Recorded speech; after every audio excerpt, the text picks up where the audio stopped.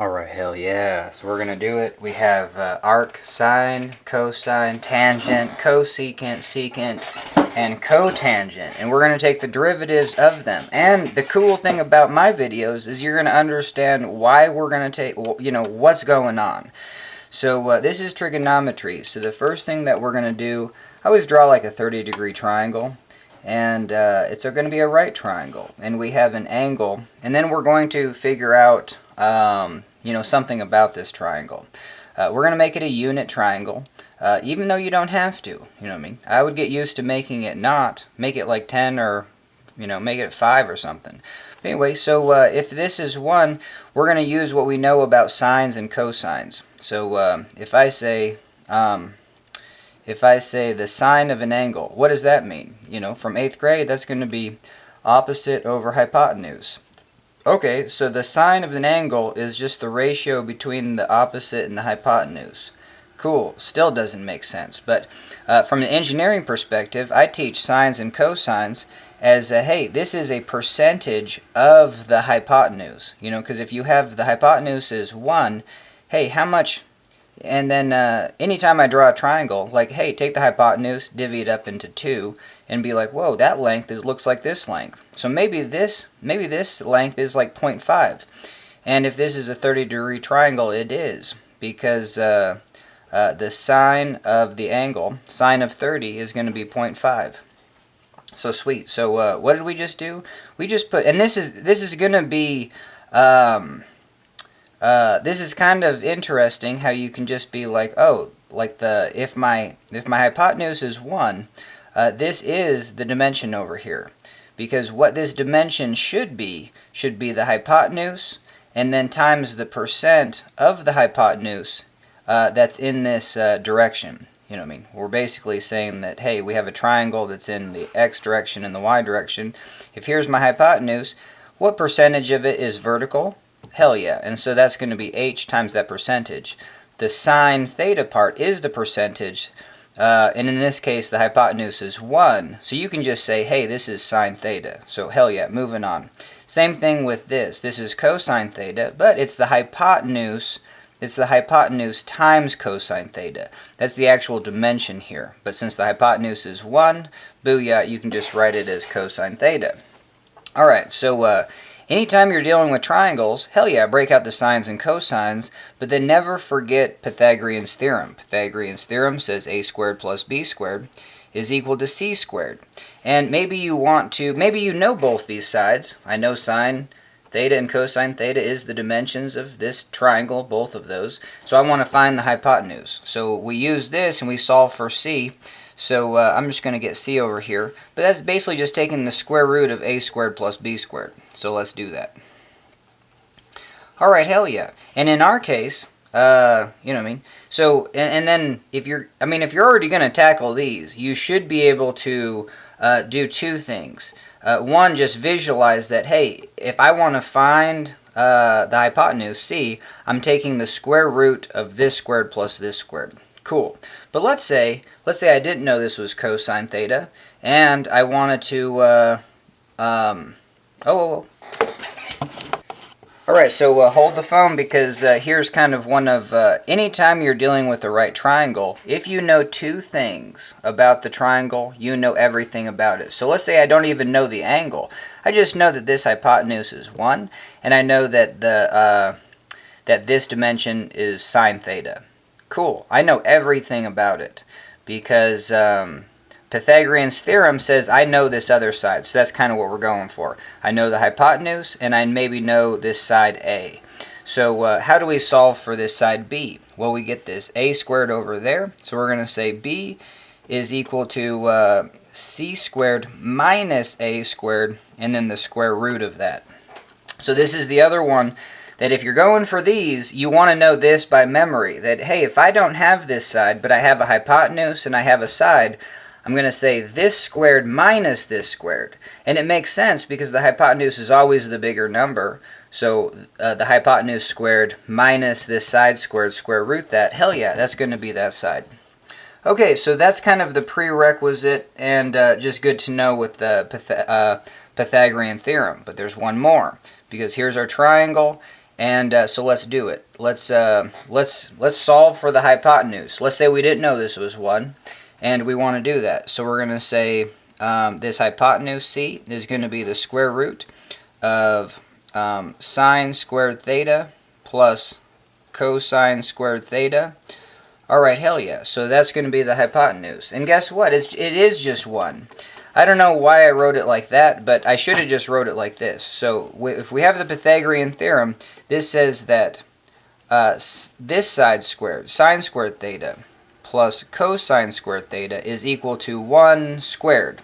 But 1 squared is 1, so we'll just leave it at that, and we have this identity. You know what I mean? So this is where those identities come from. Alright, hell yeah. And then for this, for these, to tackle these, you know, just to make sure nothing's a magic trick, I want to know the identities up front. I mean, to tackle this problem, one, you have to use, well, anytime you're doing derivatives, mainly, you have to use kind of U substitution. Well, U substitution or the chain rule, you know what I mean? You have to differentiate with something other than what you're trying to differentiate with. And we'll get to that in a second. But then you have to get it into a form where you're just like, well, how did you do this magic trickery to actually get it how you wanted it? Because the take-home point is all of these, when we do the derivative, they're going to be in some form of like 1 divided by 1 plus x squared. That's going to be the tangent. The cotangent's -1 divided by 1 plus x squared.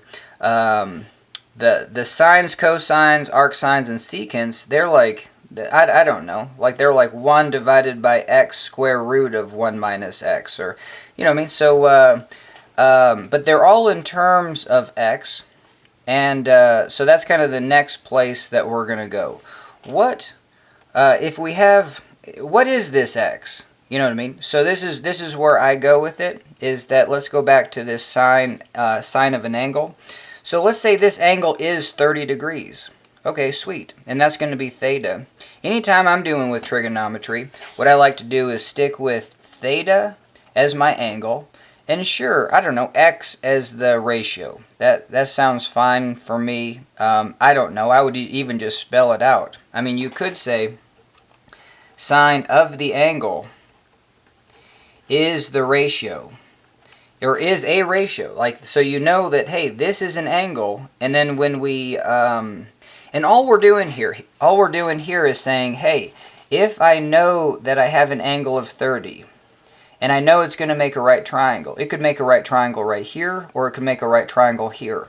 But all it's saying is that there's a, if this is an angle of 30 degrees, the ratio between this side and the hypotenuse is going to be a particular number. If I know this part, so I'm going to say I know that my angle, I know I have a triangle of 30 degrees, and so all this is saying in my calculator, you know what I mean? It's just saying if I have this triangle, well, shouldn't I know the ratio? And yes, you do.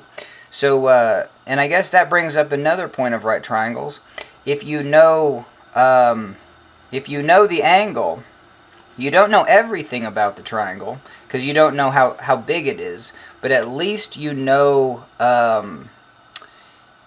what the ratios are going to be.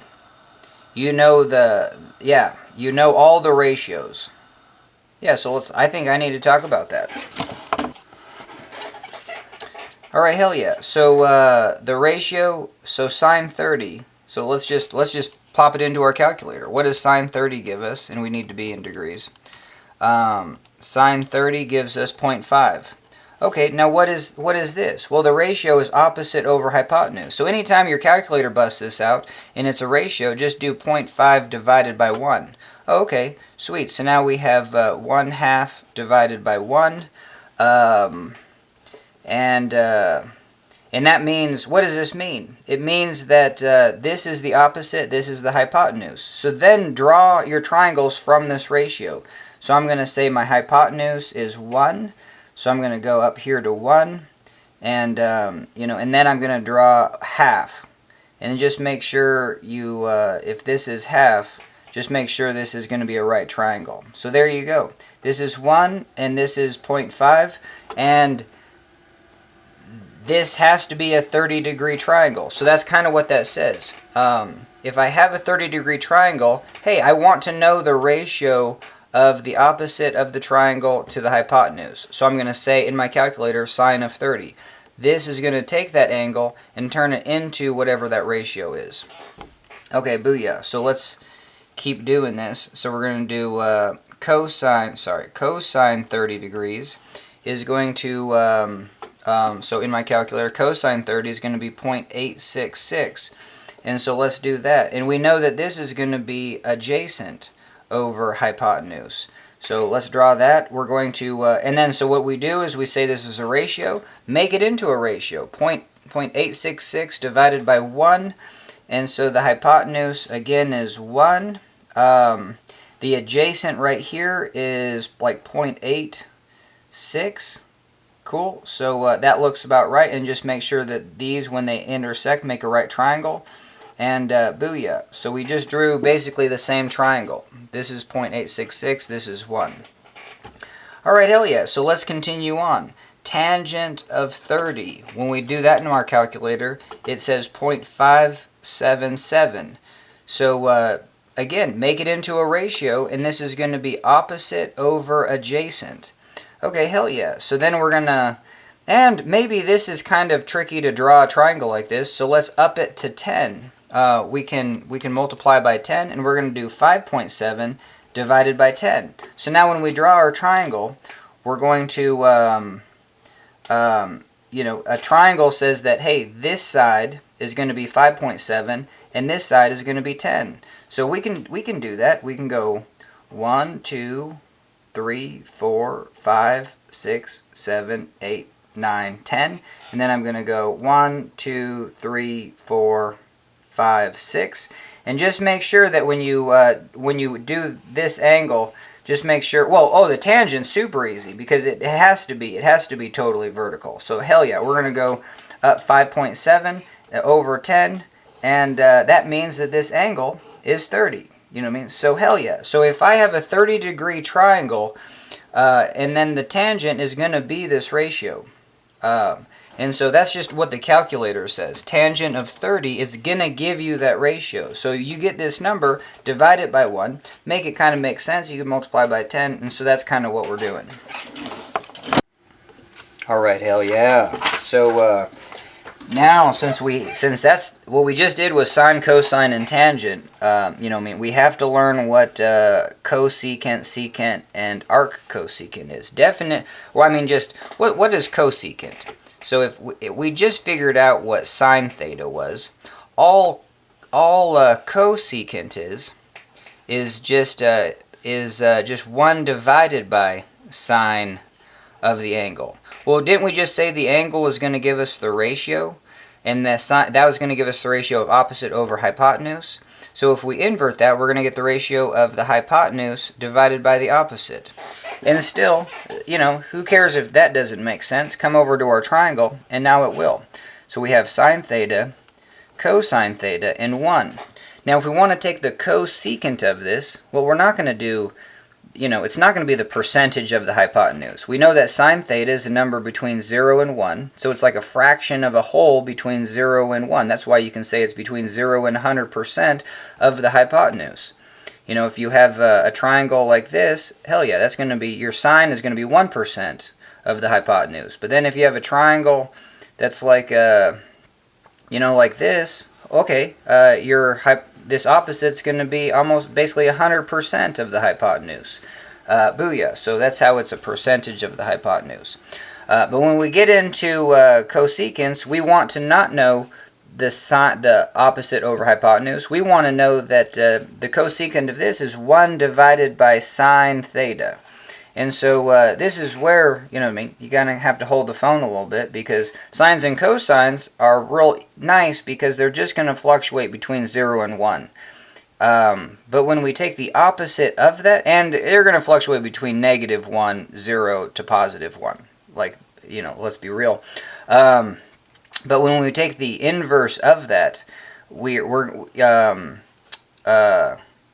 Yeah, so you just take, it's going to be the hypotenuse over, so the hypotenuse is always the larger number. I mean, that's why I don't like unit triangles, because just having this be 1 is like, I don't know. So let's make this 100, let's make this 50, and then we got 86.6. So here's our 30-degree triangle, and now we're going to say, what is the cosecant of this? We're going to have 100 divided by 50. Okay, sweet. So we have the cosecant of this angle is a ratio of 2. So if we said the cosecant of 30 degrees is 2, okay, make it into a ratio, and hell yeah, this is going to be the hypotenuse, and this is going to be one of the sides, and now let's draw that triangle.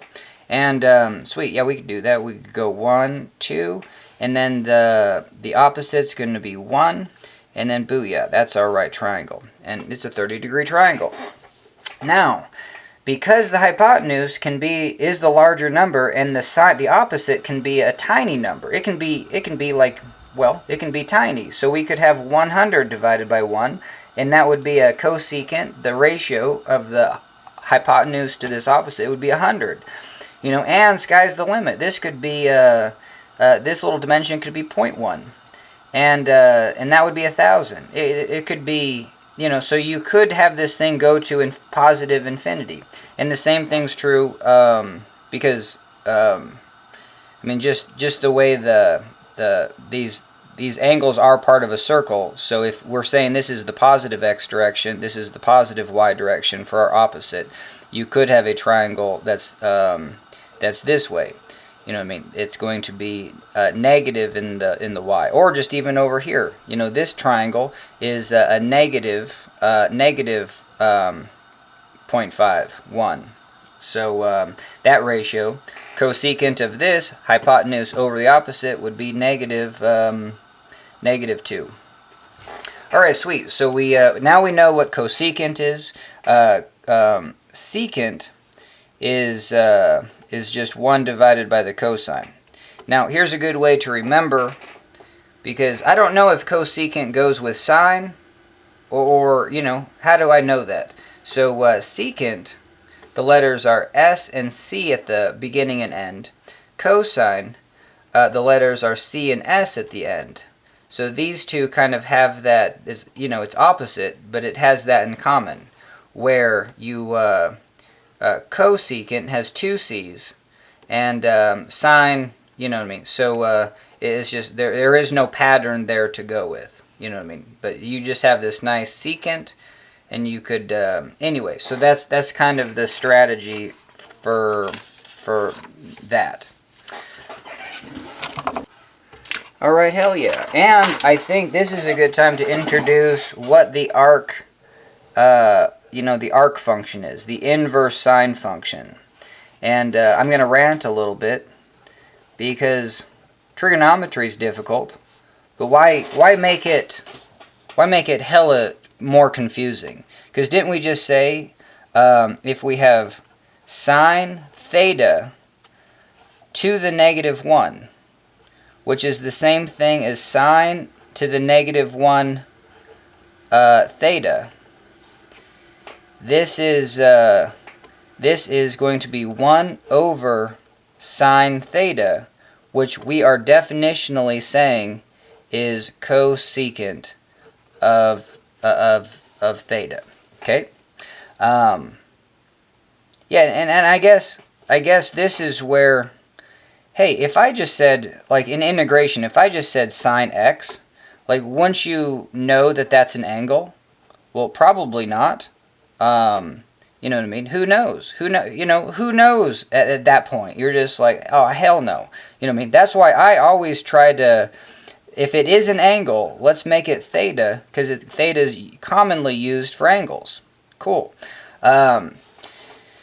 Because so here's the mathematical difference, because if I have this sine, and if I'm saying this is not going to be an angle, and if I have x, it's going to be a ratio.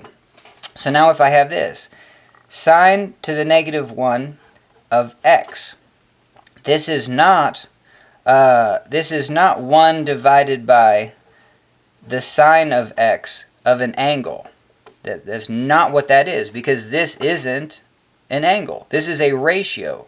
You know what I mean? So so this is its own property, even though, like, why confuse the world with this -1 when you can already put just an a in front of it. We're already using hella letters anyway for sines, cosines, tangents, and all this jazz. Just put an a in front of it, and now we have a sine x.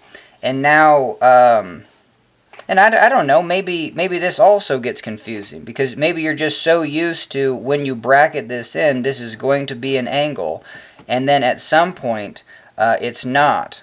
Like, hey, you just bracketed something in, and this is not an angle. This is a ratio.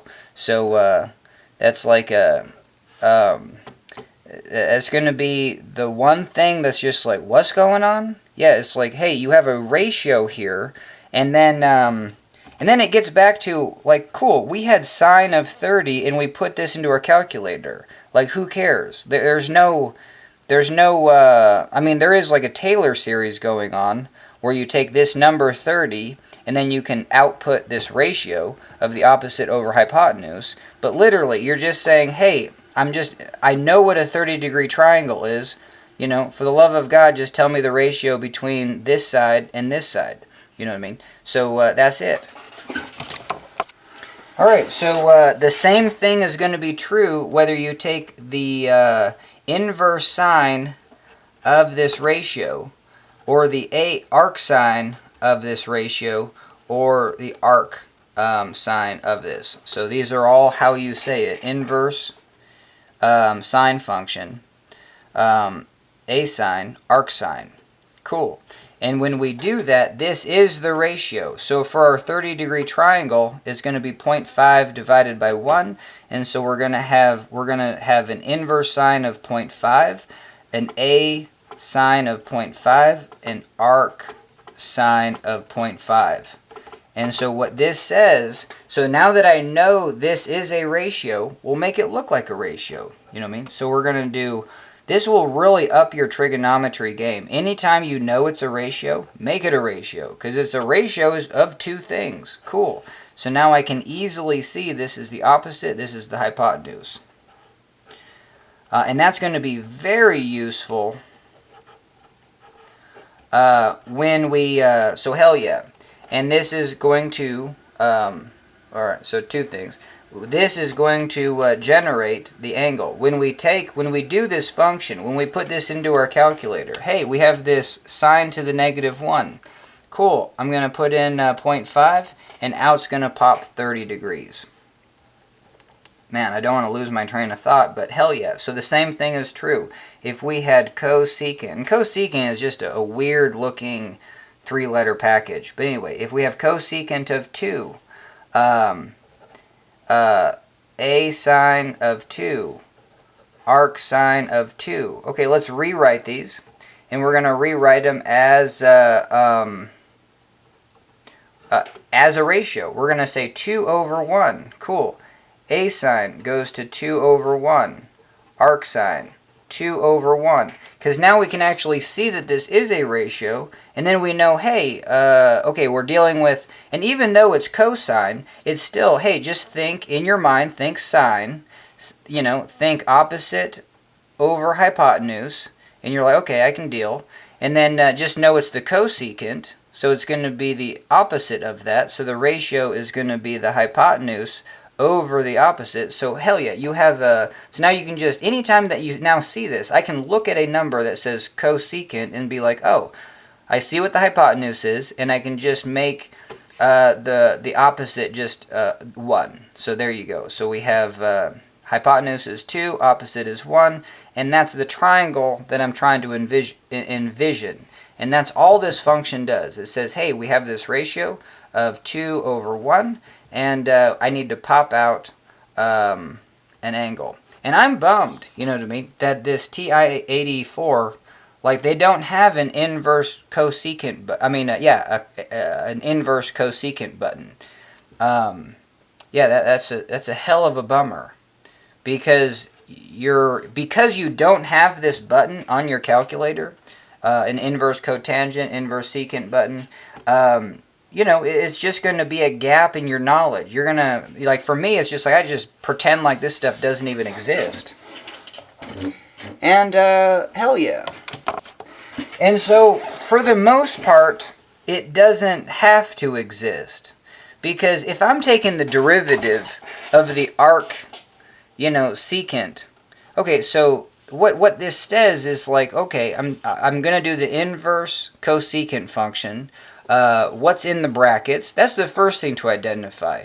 You know, is in the bracket, is that an angle or is that a ratio? No, it's a ratio. Cool. So make it over 1, and we're dealing with cosecant, so that's going to be hypotenuse over, you know, the opposite. Okay, hell yeah. And just for, you know, without putting a number on it, that's going to be x divided by 1. Cool. But let's say, isn't this a triangle where the hypotenuse is x and the opposite is 1? Okay, so what's the sine? What's the sine of the angle of this triangle? Well, the sine of the angle, cool, that's going to be the percentage of the hypotenuse, or it's going to be the opposite over the hypotenuse. So it's going to be 1 divided by x. Okay, so why don't we just if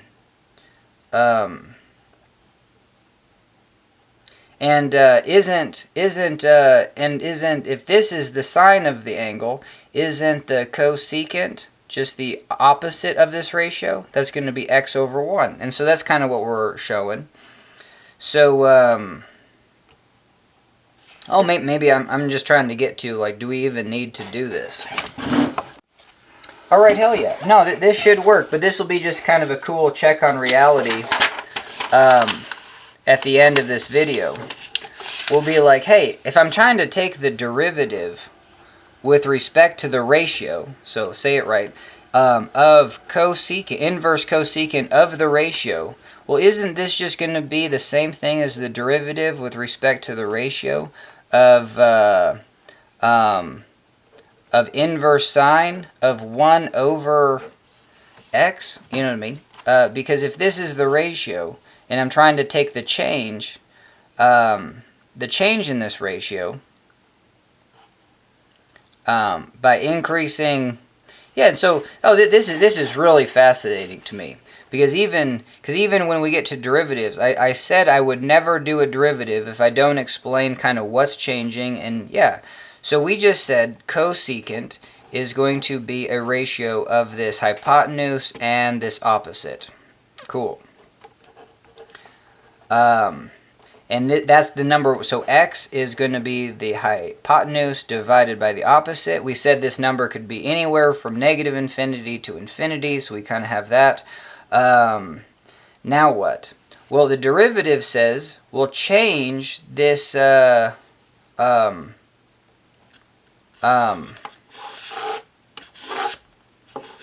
this is bumming me out. No, this is good, because this is the hardest part. Because what we need to know is that, okay, when we do the inverse function of a ratio, you know, inverse sine, inverse cosecant, what we're generating, this gives us an angle. So we're saying, hey, if I have this ratio, you know, which is some number of the hypotenuse over the opposite. Hey, we just said that we could draw that. So if this ratio is 2, hypotenuse is 2, opposite is 1, and we get that 30-degree triangle. So that's what this part says, is like, hey, this generates the angle. When we take the derivative, we have to say, hey, we're going to change this part of the function, and then we're going to get a number for that change, and then we're going to divide it by the change that we're going to change the ratio. Okay, so this is the angle, and then this is the ratio. So let's do it. And this is where you want to know at least like 3 triangles. So I'm going to say a 30-degree triangle, and you need to do this in radians. So 30 degrees is 0.5 radians, so let's go over radians. So we have a circle, here's the radius. We cut a length of string to the length of that radius, drape it around the circle. You'll get to there, that's definitionally 1 radian. you can cut 6 more pieces of string and you'll get all the way around. So you can divvy up a circle into about 6, and it's 6.28. It's 2 pi. But that's where that comes from. 6 going arounds of a circle. So if this is 1 radian, this is approximately 60 degrees. So 0.5 radians. Always a good one in your wheelhouse to for sure have that memorized. 30 degrees. And it's 0.523, you know what I mean, if you really want to. It's 360 divided by 2 pi, divided by 2 divided by pi. Damn it. What is 30 degrees in radians? No, we got to go 30 degrees divided by 2 pi. Sorry about that. Yeah, converting to degrees to radians is a nightmare, and I still didn't do it right. So 30, how the hell do you do this? Okay, so 360, 2 pi radians divided by 360. There you go. This is how many radians are in 1 degree multiplied by 30. Whew. Yeah, I think one of the hardest things is to convert from radians to degrees, just like mentally. But booyah. So 0.5235. Sweet. Alright, hell yeah, this might be the best part of the video. So we have 0.5 radians. We know that's a 30-degree triangle, basically. And so we're going to have this, this side is going to be, if this is 1, this side's going to be 0.5. Cool. Alright, so continuing along.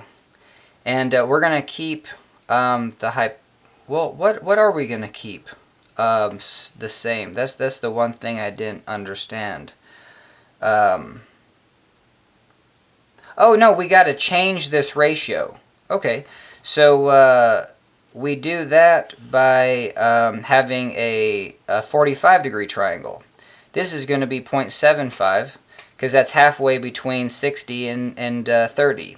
So if a 60-degree triangle is 1 radian, 0.5 radians is 30 degrees. So 0.75, and it's 0.78. You know what I mean? So it's good to know what the exact number is, but cool. And then this is going to be just 0.7. 40. The sine of a 45 degrees is 0.707, 70.7%, and it's almost like 100% accurate. Cosine 45, 0.707, it's 0.707, and then 1, 0, you know what I mean? So, hell yeah. Know this to 3 digits, and you're just money. I would rather know these for decimals than to know that this is, I don't even know, what is it? The 1 divided by the, 1 divided by the square root of 2? Who cares? You know what I mean? So, yeah, so there you go. So now this, these are 0.7, and our hypotenuse is still the same. Cool. So I guess in this little setup, we're not changing the hypotenuse, and then we'll go one more. Well, no, we're done. Well, we'll go one more. So we're going to go to, a radian of 1. And this is going to be 0.5, this is going to be 1. Sweet. So this is 0.866 and 0.866. Okay, hell yeah. So now we know that, so from here to here, our change in angle was 0.25 radians. Okay, so keep that in mind. Now, what was our ratio change? So, and it's the ratio of the cosecant. So we're doing cosecant. Think sine. Sine is opposite over hypotenuse, but we're going to flip it. So this one, the cosecant, the ratio of the cosecant, or what you would say is the cosecant of the angle of 0.5 radians. The cosecant of 30 gives us that ratio. So if you have this triangle, if you have a 30-degree triangle or a 0.5 radian degree, you wouldn't say degree in radians twice, but a 0.5 radian, that is an angle, an angle, the angle of 0.5 radians. That gives us this triangle that's going to have a ratio. The cosecant means we want to know the ratio of the hypotenuse over the opposite. Holy hell, that's going to be a ratio of 2. Okay, so the ratio on this one is 2. That is the cosecant of, that's the x part. That ratio is x. See how that's x? Okay, hell yeah. So now let's move on. This one's going to be 1 divided by, I can't do 1 divided by 0.7. No way. This is going to be 1.4. Alright, we're done. But let's do this one. This one's going to be 1 divided by 0.866, and we got 1.15. We'll do that. So now what the derivative says, because that's then the other kind of overarching point is like, who the hell cares what the derivative of a ratio is? Like, no one. It's not even. It's not. By itself, it's not useful. Like, no one cares that your angle is changing and then you're dividing by the change in the ratio. Like, no one cares. But what you're going to use is the chain rule. What you do want to find is the change in the angle. So right here, we did the change in the angle. This top part is, and that's the other thing. I guess I didn't spell it out. All these. So if we have a sine of this ratio, this gives us the angle. So sweet. These are, like, this part of the equation is an angle. So if I have this ratio, I know a triangle has this angle. I can use that ratio to get a triangle, and booyah, it's gonna kick me back that angle. What the derivative says is, hey, change that angle and then divide it by how much the ratio changed. So that's exactly what we're doing. And man, I wish I should probably just clean this up, just to show, like, hey, what is the derivative? Don't write it like this. Write it as change. And if you already know what this is, you know what I mean? Well, we can write it as change in cosecant of the ratio divided by the change in that ratio. Okay, hell yeah. Or write it like this. Change in the angle divided by the change in the ratio. So that's exactly what we're doing. We're trying to find the change in the angle divided by the change in the ratio. And we're in. We have the change in the angle. So the change in the angle from here to here is 0.25. From here to here, it's another 0.25 radians. Okay, hell yeah. And then what was the change in the ratio? So from here to here, we're going to have a change in the angle of 0.25 divided by the change in the ratio of, and this is going to be negative. So, you always take the second minus the first. So if we're increasing our angle to 0.75, the change is a positive 0.25. Now, if we're decreasing the ratio, and how you do that is just start with the second number, 1.4, subtract it from the first number. You know what I mean? That's classically how you take the difference, you know what I mean, the change. And I can't do math, so that's just hard for me to do mental math, but that's negative 0.6. Anytime, like I say, I can't do math or I just don't want to do mental math, I should at least have guessed. Because I think that is where people are, you're not going to use your guessing skills because you're just like, I'll probably make a mistake. But cool, make a mistake and then identify why you made that mistake. Alright, hell yeah. So now we actually have a number for this. We got negative 0.25 divided by negative 0.6, and we get negative 0.4. Alright, so that is the derivative. But the only thing is, like, hey, when you do have derivatives, that's not the derivative at an angle of 30. That's not the derivative at an angle of 45. It literally is the derivative. We just found the derivative at the midpoint. You know what I mean? So 30 plus 45 divided by 2. We found the derivative. So we did this. We found the derivative. I can't even. Oh, hell no. Oh, yeah, I'm so confused. But anyway, what we did is we have a 37.5 degree triangle has a ratio of whatever, you know what I mean? And so it has a ratio of x, so we should actually solve for that. We should be like, hey, if I do have a 37.5 degree triangle, like what's this side? That's going to be, this side is going to be the sine of 37.5.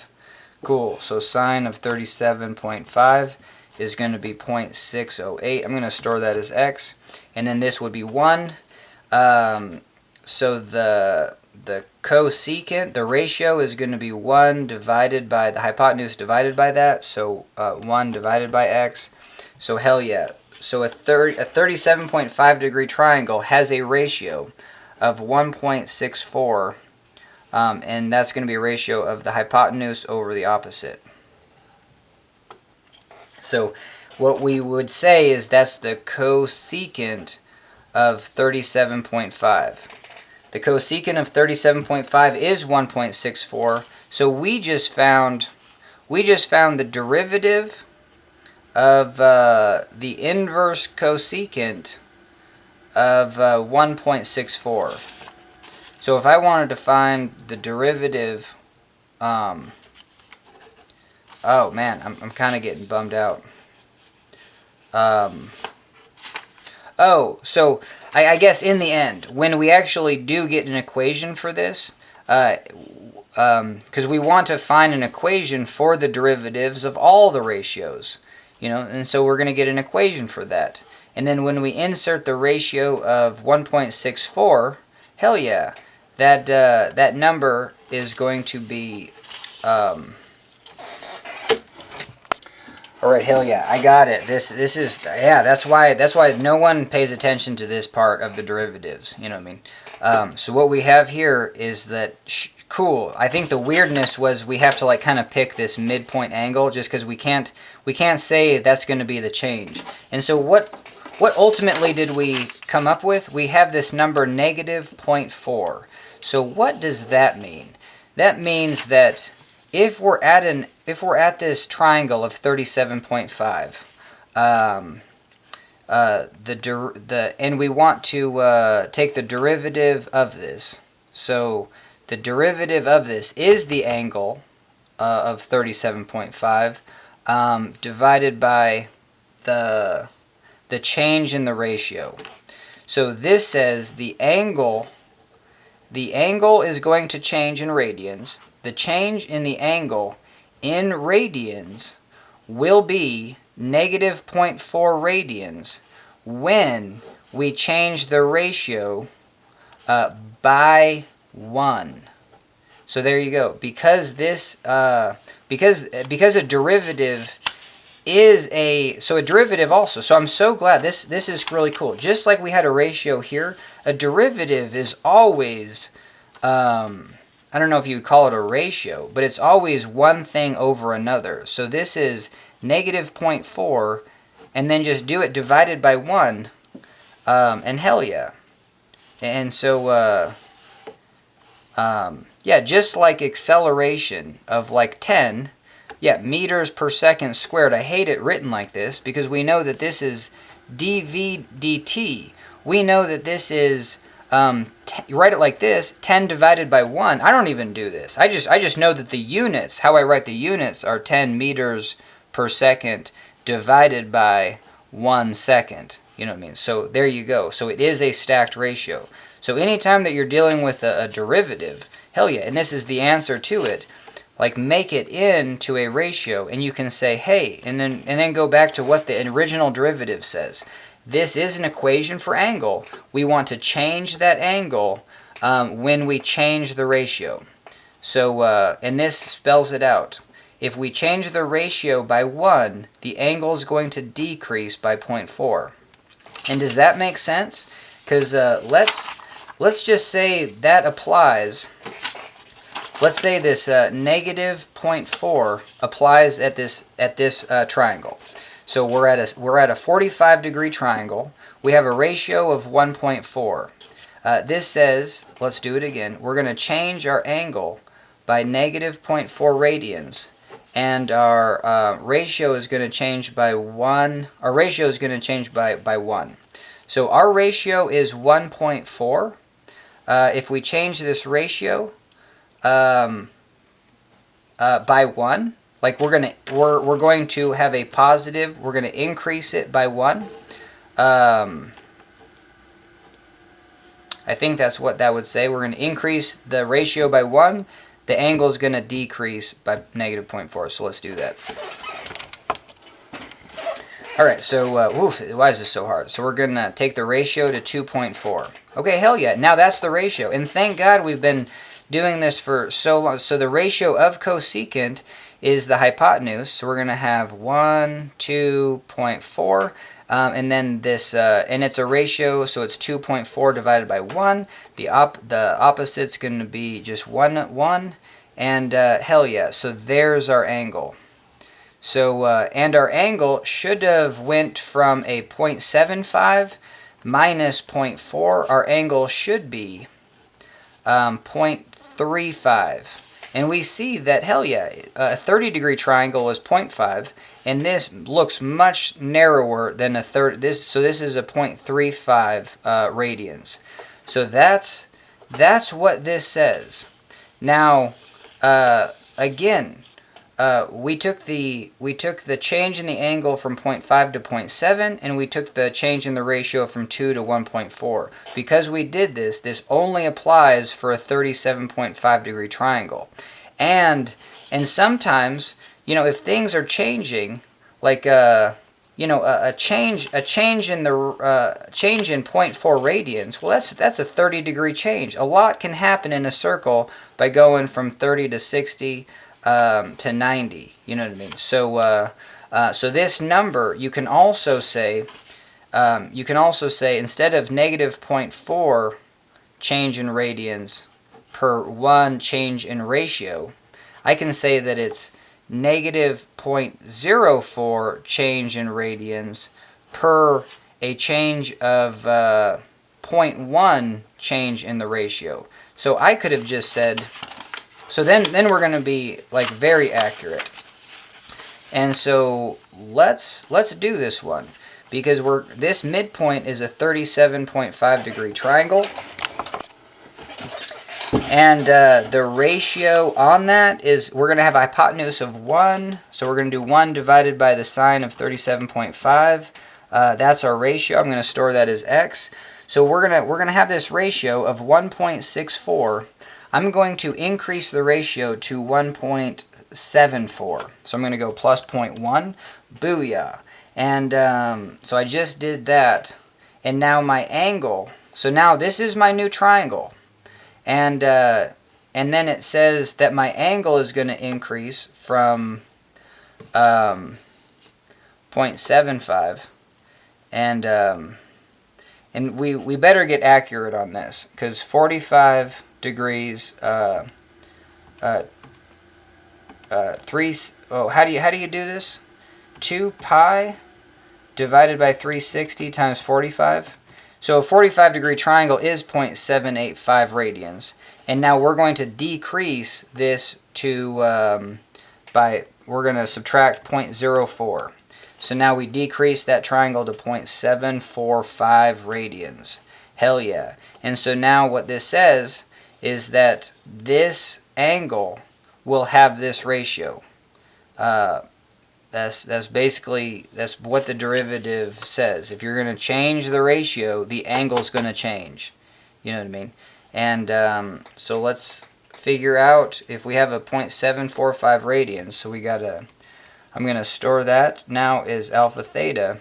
I'm going to switch over to radians, and I'm going to go, so now we have this angle of 0.745 radians.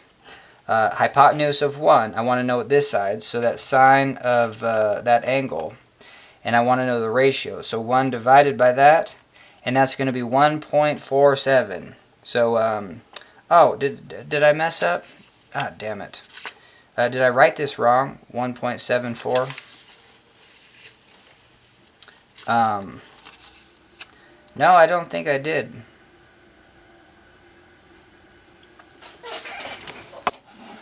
Alright, let's walk through this one more time. So we have a 37.5. That's going to be 1 divided by sine of 37.5. I need to be in degrees. Sweet. So that's going to be that ratio. We're going to increase it by 0.1, and that's going to be 1.74. The angle of this 45-degree triangle is going to reduce from 45 to 0.0. Yeah. So we have theta minus 0.04. Yeah, looking good there. And we should have 0.705. So I'm going to store that as alpha z. And the ratio on that would be 1 divided by sine alpha z. And, we need to be in radians. And we should have 1.54. So there you go. So, 1.54. Oh, did I mess? Yeah, we're just the opposite way. Holy Toledo.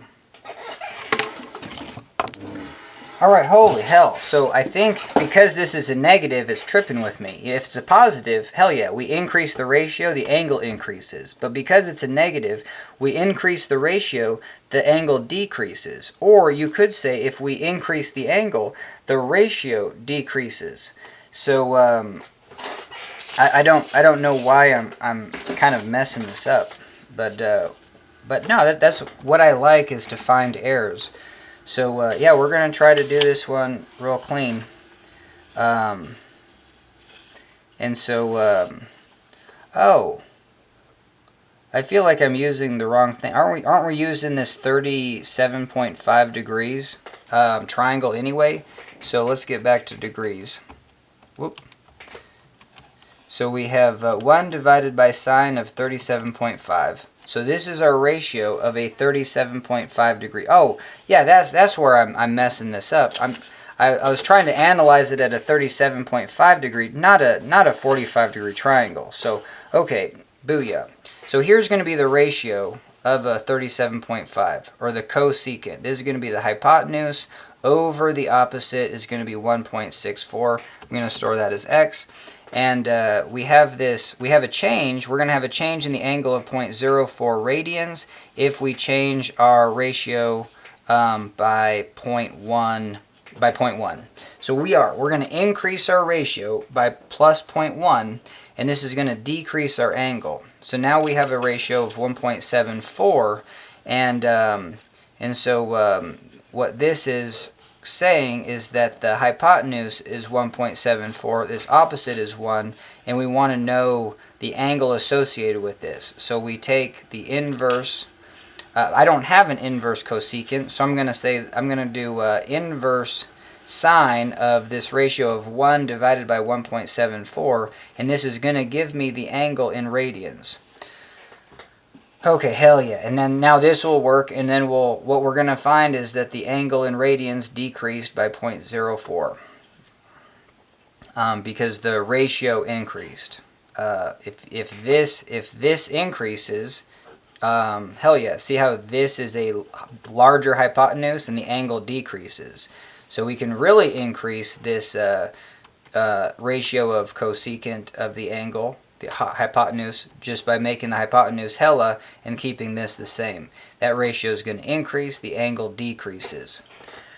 Whew, so what was our original angle? Did I even have that stored? I kind of really want to get that stored. So to get the angle, so switch back to radians.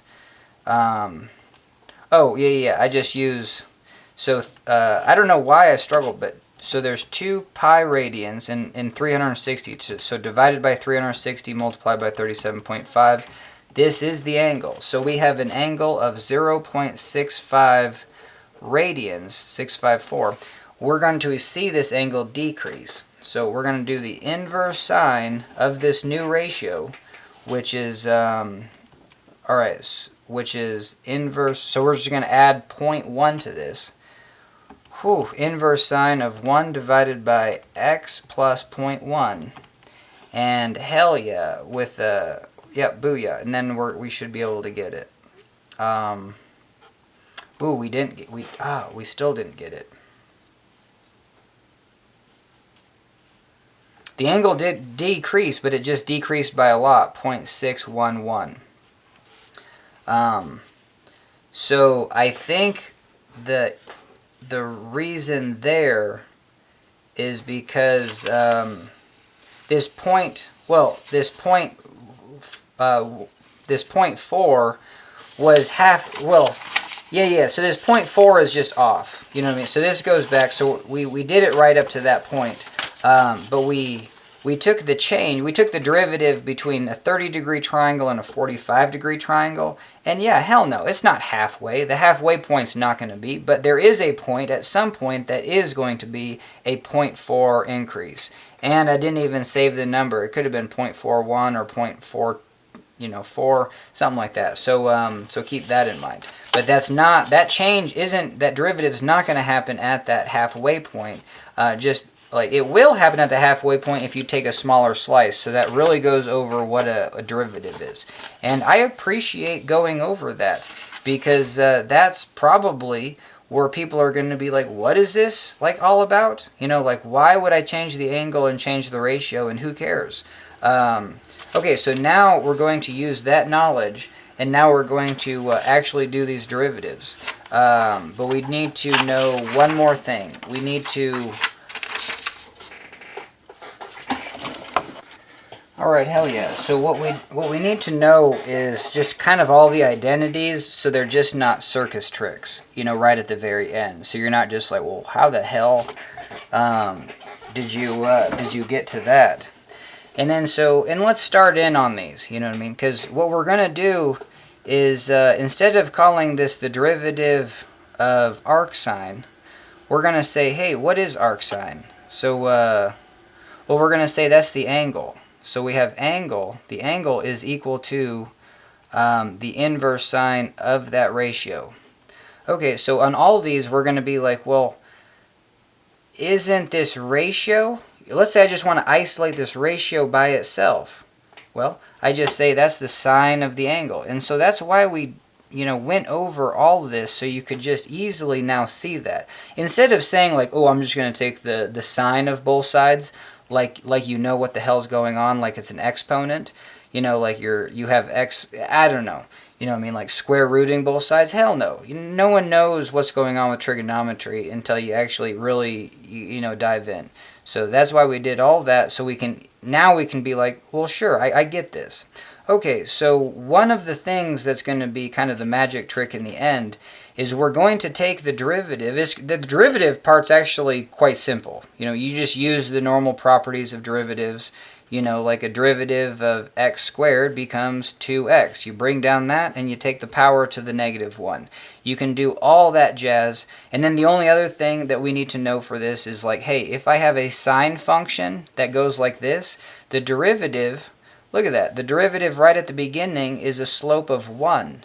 So what you need to say in your mind is like, what equation when I put in 0 gives me 1? Well, cosine of 0 pops out 1. So the derivative of sine, so the derivative of this is going to be a cosine.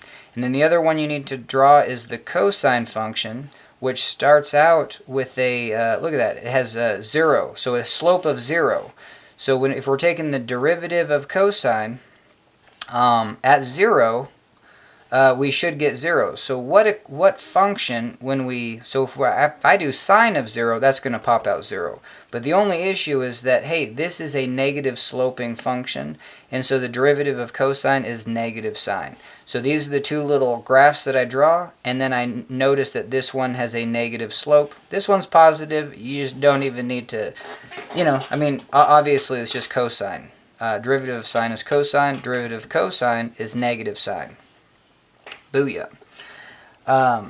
Hell yeah. So, and then that's it. That's the only prerequisite. Just, know how to, differentiate with respect to a power, and then when you get to taking the derivative of a sine or a cosine, you know which one to take.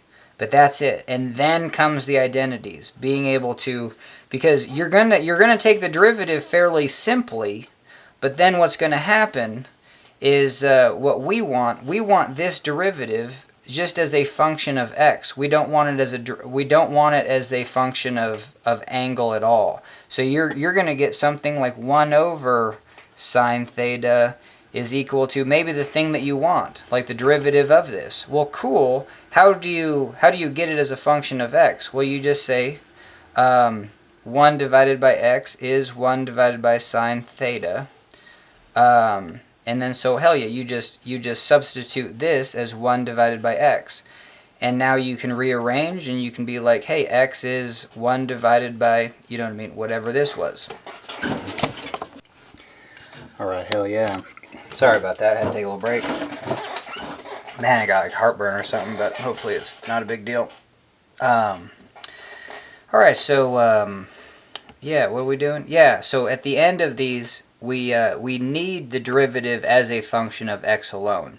When we take the derivative, we're, like I said, using the power rule or the quotient rule. We're going to get a lot of terms, and it's just going to be theta. It's not going to be x at all. So then we have to go back and then anywhere we can substitute x in, with only the parameter knowing that that we can only use this initial thing. And I think it logically makes sense. Oh man, my chest really hurts. I hope it's just heartburn. Man. Ugh. Alright, hell yeah. So we're back. And man, I took a long break. I had dinner. Yeah, it was heartburn. So yeah, just right before this video, I went for a bike ride and came home and didn't eat anything. I thought I would just whoop this one out. But man, I do 2-hour videos. So we had like a huge handful of cashews. Holy hell, that just must have annihilated me. So anyway, we got that figured out. And we're back at it, going strong. And cool. So what we were talking about, I guess, is at some point, I mean, we're going to turn all these. We know that the function here is an angle, and if we, so hell yeah, it's an angle. But then if we take this over here, we're going to get sine theta x, and for the one that we've been doing, this we're going to get cosecant theta is equal to that ratio. And we're going to take the derivative, and like I said, it's going to be fairly straightforward. Sines and cosines are the only two things that you actually have to know. And that's kind of cool. It's cool that you can break it down to the fundamentals. You're like, no way. I can do any of these derivatives, and all I have to know is that converting cosine to sine is a negative, and sine to cosine is, you know, that's how it's going to work out. Okay, but then we're going to get something in terms not of x, and then you got to figure out how to just use this little equation and substitute everything as x. And I was just like, oh. Alright, sweet. So what I learned, well, I think I learned, is that, oh man, what did I learn? Oh, yeah. I mean, so we're going to have something that's like 1 over cosine theta. And we have to convert this. Well, how do we do that? Well, we go back, I don't know. Well, we go back to our unit triangle that says sine theta is cosine theta. So that's where we're leading. We're going to do all the identities, but no one explains like why you can use the identities and why they're useful and where they come from. So that's what we're going to do right here. We have this little, triangle. And so if I want to solve for 1 over cosine theta, well, hell yeah, I can. Like, can't I? Because, like, what would I do? Yeah, this is super cool. So, because I'm going to, can't I, all these lengths, you know, they're all proportioned. Can't I do the same thing to each of these 3 things? So for sure. So what we're going to do is we're going to say, hey, we're going to divide this by cosine. So we're going to say 1 over cosine theta is cosine theta divided by cosine theta, and that's going to be sine theta divided by cosine theta. Hell yeah. Now this is literally identical to, you know, like writing out. We know that the Pythagorean theorem says we have sine squared theta plus cosine squared theta is equal to 1, and you see this a lot for an identity. It's just like, well, let's just divide by cosine squared. Okay. So this is kind of where we're leading. And then once we do this, this is 1. This is going to be inverse tangent. I mean, sorry, it's sine over cosine. That's the other one that I really didn't say, but tangent is sine of the angle over the cosine of the angle. And why is that? Because tangent is the opposite over the adjacent, and if this is the simplest triangle we can do, that's going to be the sine theta divided by the cosine theta. And then also cotangent, because we'll use that one, is just the flipped, this just flipped over sine theta. Alright, sweet. So, cool. So now this becomes tangent squared plus 1 is equal 1 over cosine squared theta. Now in this case, maybe I wanted to find 1 over cosine squared theta, but no, I wanted to find 1 over cosine theta, because I'm sure there's going to be one that's going to be this complicated, right? So I'm going to take the square root of both sides, and let's take a look at this, because if we have the square root of 1 over cosine squared theta, that's the same thing as the square root of 1 square root of cosine squared theta. And hell yeah, that's just 1 over cosine theta. Booyah. So now we have this identity that if for whatever reason after we differentiate we're just left with this little piece, this little nugget, well, guess what we get to put in for it? We get to put in, oh, maybe that didn't help us at all. This just showed us, oh, hell. Oh, my bad. This just showed us that, you know, we could, yeah, all we did was just solve for this in terms of this and that. So that really actually wasn't very useful. Oh yeah, so yeah, that brings up, because I don't want to make it like just a circus trick, but okay, so this problem, just the inverse sine, we can only have things in terms of sine x. So what we're gonna, so we know this side is cosine, right? But what if I need this sine? What if I mean, I just want cosine. Cosine, I just want that to be equal to something something sine theta, so then I can actually throw in the x. Okay, so we're just going to cover it with our finger, and then we're going to use that Pythagorean theorem. You know what I mean? We're going to use hypotenuse squared plus, minus. Because if we're trying to find one of the sides of a right triangle and we know the hypotenuse is always the bigger number. So this squared minus this squared, square root that, is equal to this side. So we're going to say, hey, this side is equal to 1 squared minus sine squared theta, square root that. Cool, and the 1 squared is just 1. But now we have an identity that, hell yeah, cosine theta in terms of sine theta is this, you know. So then if I do have some, when I differentiate and let's say I do end up with something funky like this, well, hell yeah, I can just say that's 1 divided by the square root of 1 minus sine squared theta. And then I can say that, you know, hey, I can say that x squared is sine squared theta, and then booyah. And then I can actually just throw that in. So I can be like 1 divided by the square root of 1 minus x squared.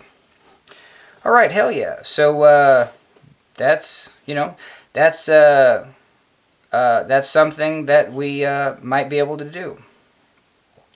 And what we just did was a legitimate mathematical thing.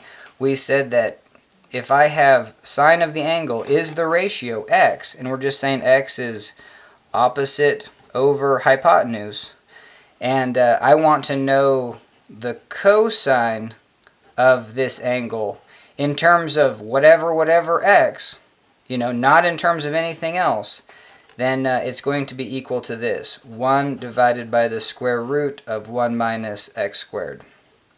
Cool, where this is the ratio opposite over hypotenuse.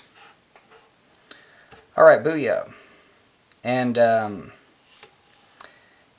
that makes sense because let's go back to the basics. If I have an angle, let's say it's 30 degrees, and I have the sine of the angle gives me this number, that number of x. That means that,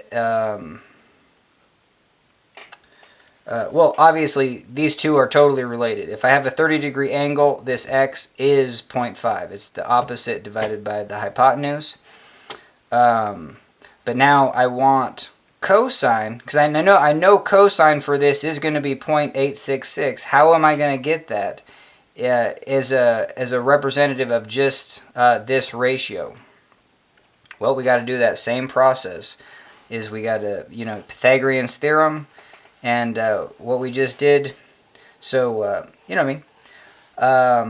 as I get better, I'll be able to, say 3 more sentences right now of being like, hell yeah, linking that up. But right now I can't, so we're just going to move on. But that's the process. That is where kind of the magic happens when we do this. One is the chain rule. And so we're going to talk about that. But what we just did was the identities. And I didn't go over all the identities. So, but you get kind of where they're coming from. So you can either start with this Pythagorean theorem, sine squared plus cosine squared is equal to 1. And, but some of these, you're going to have identities where no, we can do that. So I think we should be spending some time on the identities from sine squared theta plus cosine squared theta is equal to 1. Again, it comes from just this general triangle with a hypotenuse of 1, cosine theta. And so cool. So if we divide everything by sine squared theta, this becomes 1. This becomes cotangent squared theta. So we have 1 plus cotangent squared theta is 1 over sine squared. And you could say that this is cosecant squared theta. You know what I mean? But I kind of like to keep it as this. I don't know. Like, I'm fine with tangent and cotangent being as it is. You know what I mean? But you can also, write that like this. Cotangent is cosine squared divided by sine squared theta. Okay, hell yeah. So that's one of them. You could divide by cosine. So I'm not going to write it, but this would go to 1. This would be sine squared divided by cosine squared, but I will write that because, because if we have sine squared divided by cosine squared, that's sine squared divided by cosine, so that's one of them. And then that's just sine theta divided by cosine theta. Cool. So we have a tangent theta here and a tangent theta there, and that's going to be tangent squared theta. And again, you know what I mean? Where you put the 2 right here is the same thing as doing this. You know what I mean? And let's talk about what this is. We have an angle, but if we take the tangent of that angle, this gives us the ratio. We actually, when you say, hey, the tangent of an angle, I want to know the ratio, and that's going to be opposite over adjacent. That's why the tangent of the angle is going to be sine theta divided by cosine theta. Hell yeah. Okay, and in this case, this side would be 1 over cosine. 1 over cosine squared, which is the same thing as secant squared theta. Okay, so those are the 2 kind of simplest ones that you can pop out.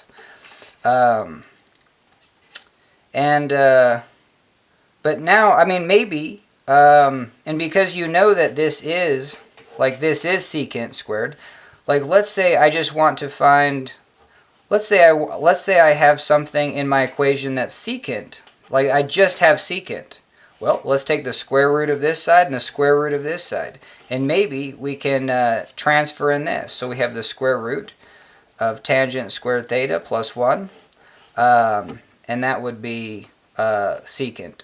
You know what I mean? Same thing for cosecant. If I just have cosecant theta, that's going to be the square root of 1 plus cotangent squared theta. Alright, hell yeah. So just kind of easy ones. But I think the harder ones are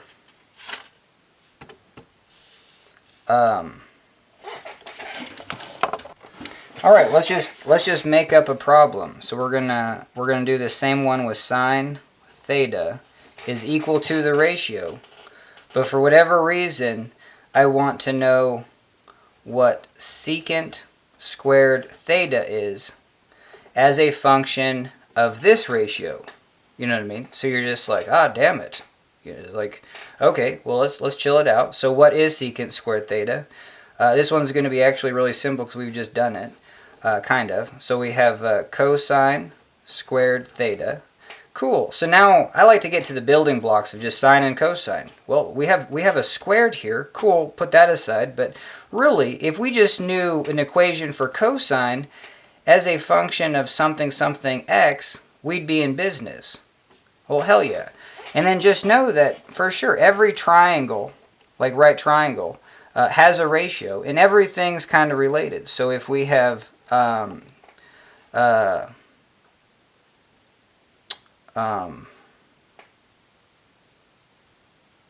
oh, this is messing with me.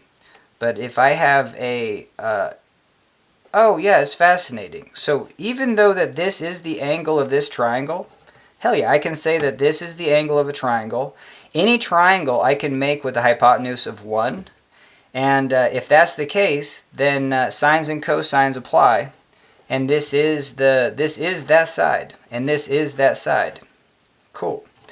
Yeah,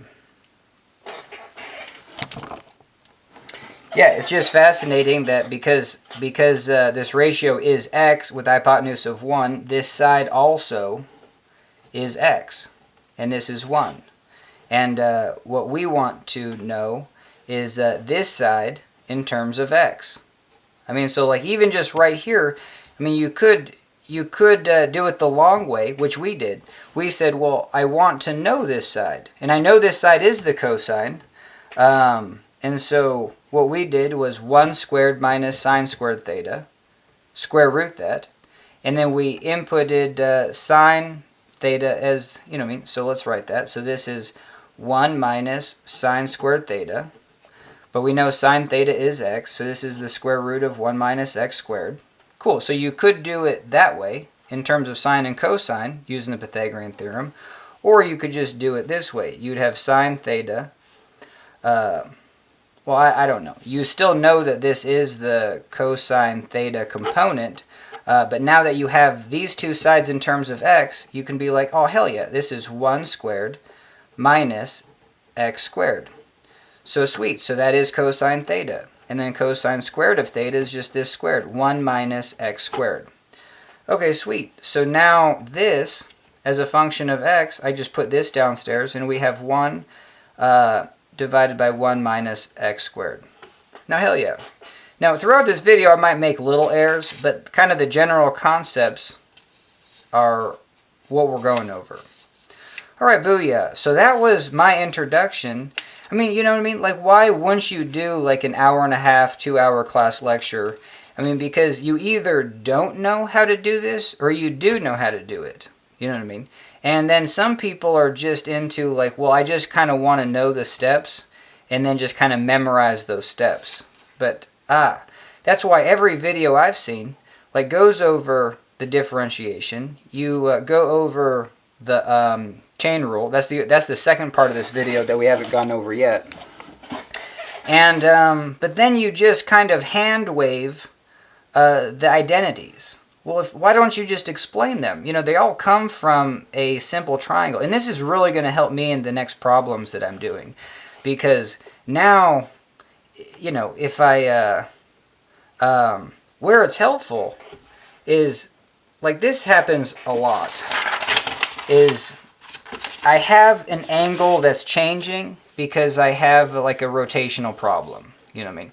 So the problem would be like, hey, like this thing is spinning, you know, like this way, and it's hooked to something that's actually moving. So as this thing is spinning, this thing is moving back and forth. Okay, sweet. But now what I need to do is like set up triangles, you know, some sort of right triangles, and what I need to do is get all these distances in terms of maybe something I know. Like maybe this is the radius. Cool. You know, and so I need to get this side in terms of something that I for sure know and something that's changing. So everything has to be in terms of this something that's changing. But then you'll get double triangles here where like, hey, you have a long triangle here, and then this angle is not theta. You know what I mean? And actually what I'm most interested in for the differentiation is so this thing is spinning in a circle, and then this point A is moving back and forth. So kind of like, you know, maybe this is be a simple problem.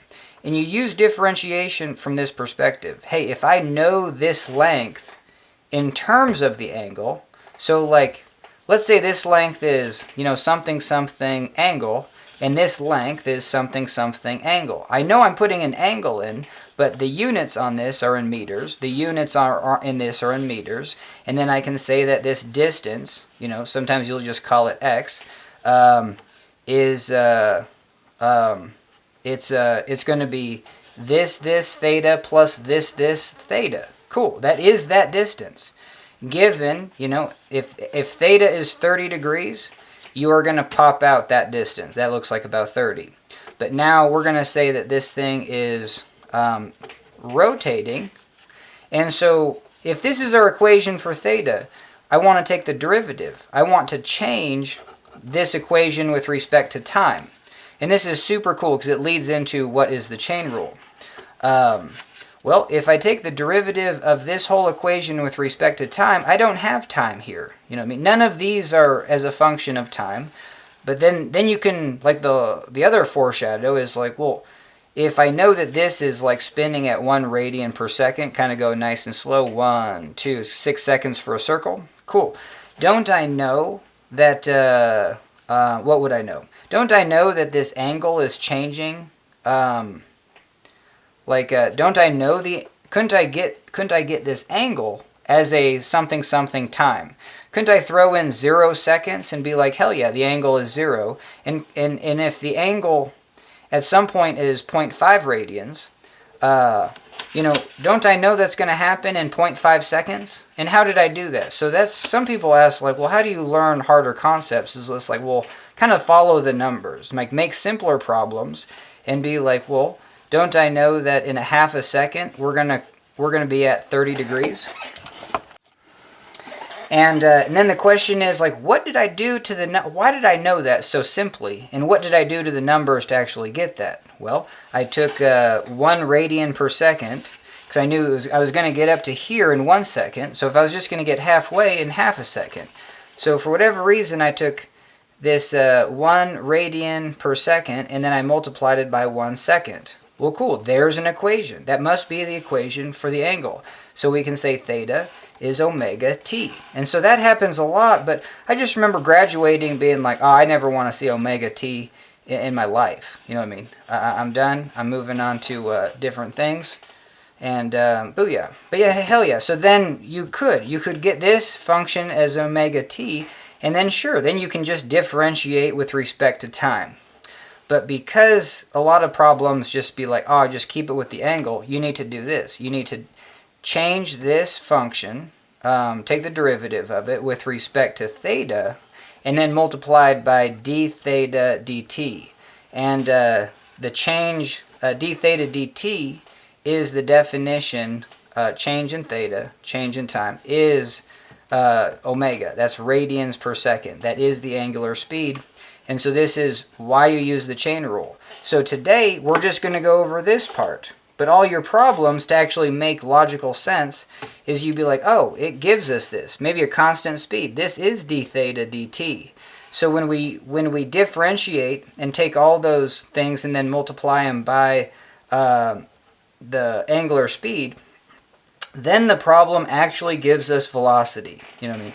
Change in position in x is now velocity of a.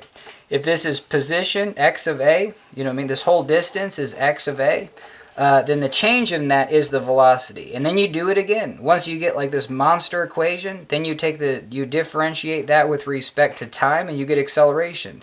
You got to use the chain rule again because you have all these things theta, and you got to go d theta, and then multiply by d theta dt again.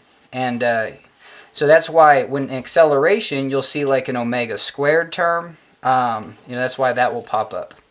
Okay, hell yeah. But in a nutshell, you're using geometry to find lengths based on an angle.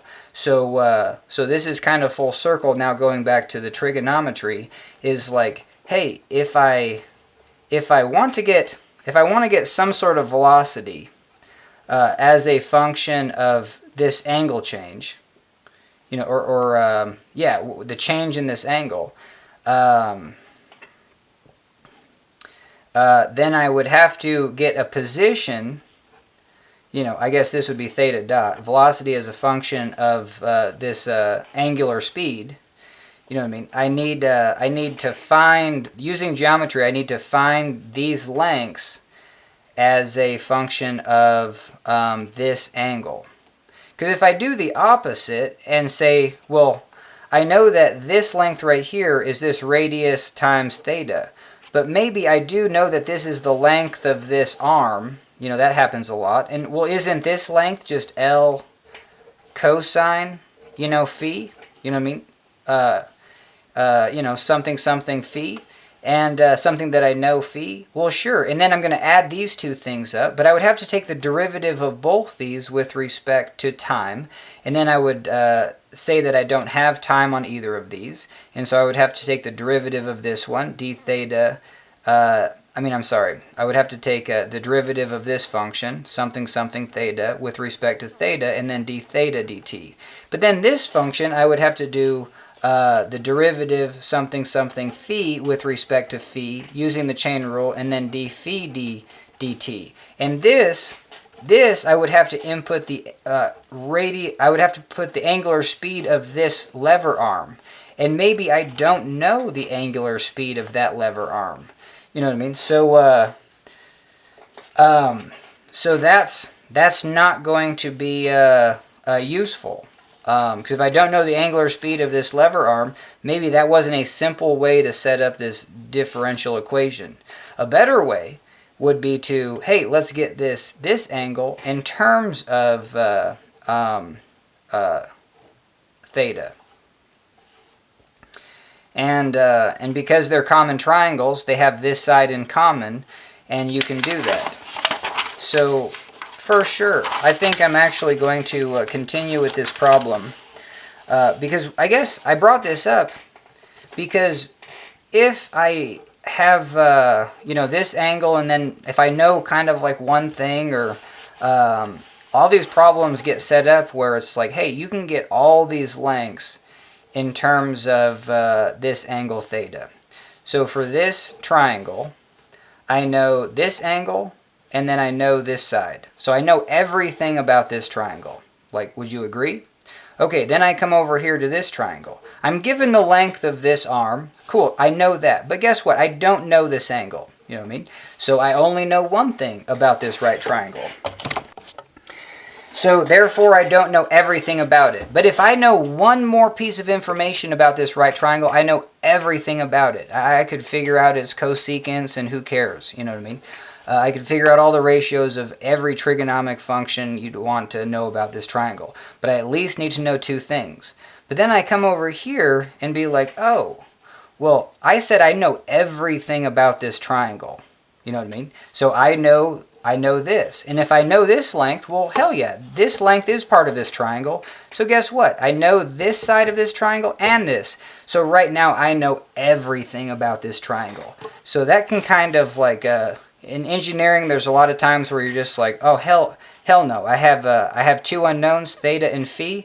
I must need two equations. You know what I mean? So, but with trigonometry, I don't know, it's just kind of nice to know those principles. That if I know two pieces of information about a right triangle, I know everything about it. Alright, hell yeah. So we're back, and this is going to be really exciting. Took a little break. And so we're going to go over the fact that, hey, we can know what differentiation is now and why we're going to use it.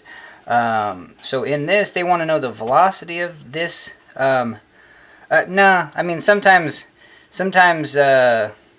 so let's say, yeah, we're going to do this. Hey, this angle is constantly spinning, so this is our omega. It's constant. We want to know the velocity of this. Okay, so we're gonna say, hey, we know this radius, we know this length, so let's start drawing triangles. And in general, we just want to know this length in terms of theta. And once we know that, if we know like x of a in terms of something theta, we can take the derivative with respect to time, and again, we have to take the derivative with respect to theta of that something something theta, and then d theta dt, which is going to be that angular speed, and then booyah. And that'll give us an equation for the velocity. That's velocity at A. And so we're going to go over the fact that, hey, we only need to know two things about a triangle. And so in this case, we know the angle, and we know this radius. So we know those two things. So we know everything about this triangle. We know that this side is r sine theta, this side is r cosine theta. We're not going to go over the particulars. All we're going to do is just say, if we know two things about a triangle, I know everything about it. And that means that I know this distance in terms of theta. And in this case, it's just going to be r cosine theta. But like I said, so we have this whole distance is going to be this something something theta plus this something something theta, and we're going to take the derivative of that. Cool. So let's move on. I know everything about this triangle. Hey, this triangle, I don't know much about it. All I know is this length. Okay, so now what? You know what I mean? Well, I can be like, oh, but I know everything about this triangle. So I also know this side. So yes, this triangle I do know everything about, because I know this side and that side. I know everything about this triangle. I know what this angle is in terms of theta, this length in terms of theta. You know what I mean? So there you go. So that was the first one. We're just going to kind of bust through these, but they get more technical. You know what I mean? So like right here.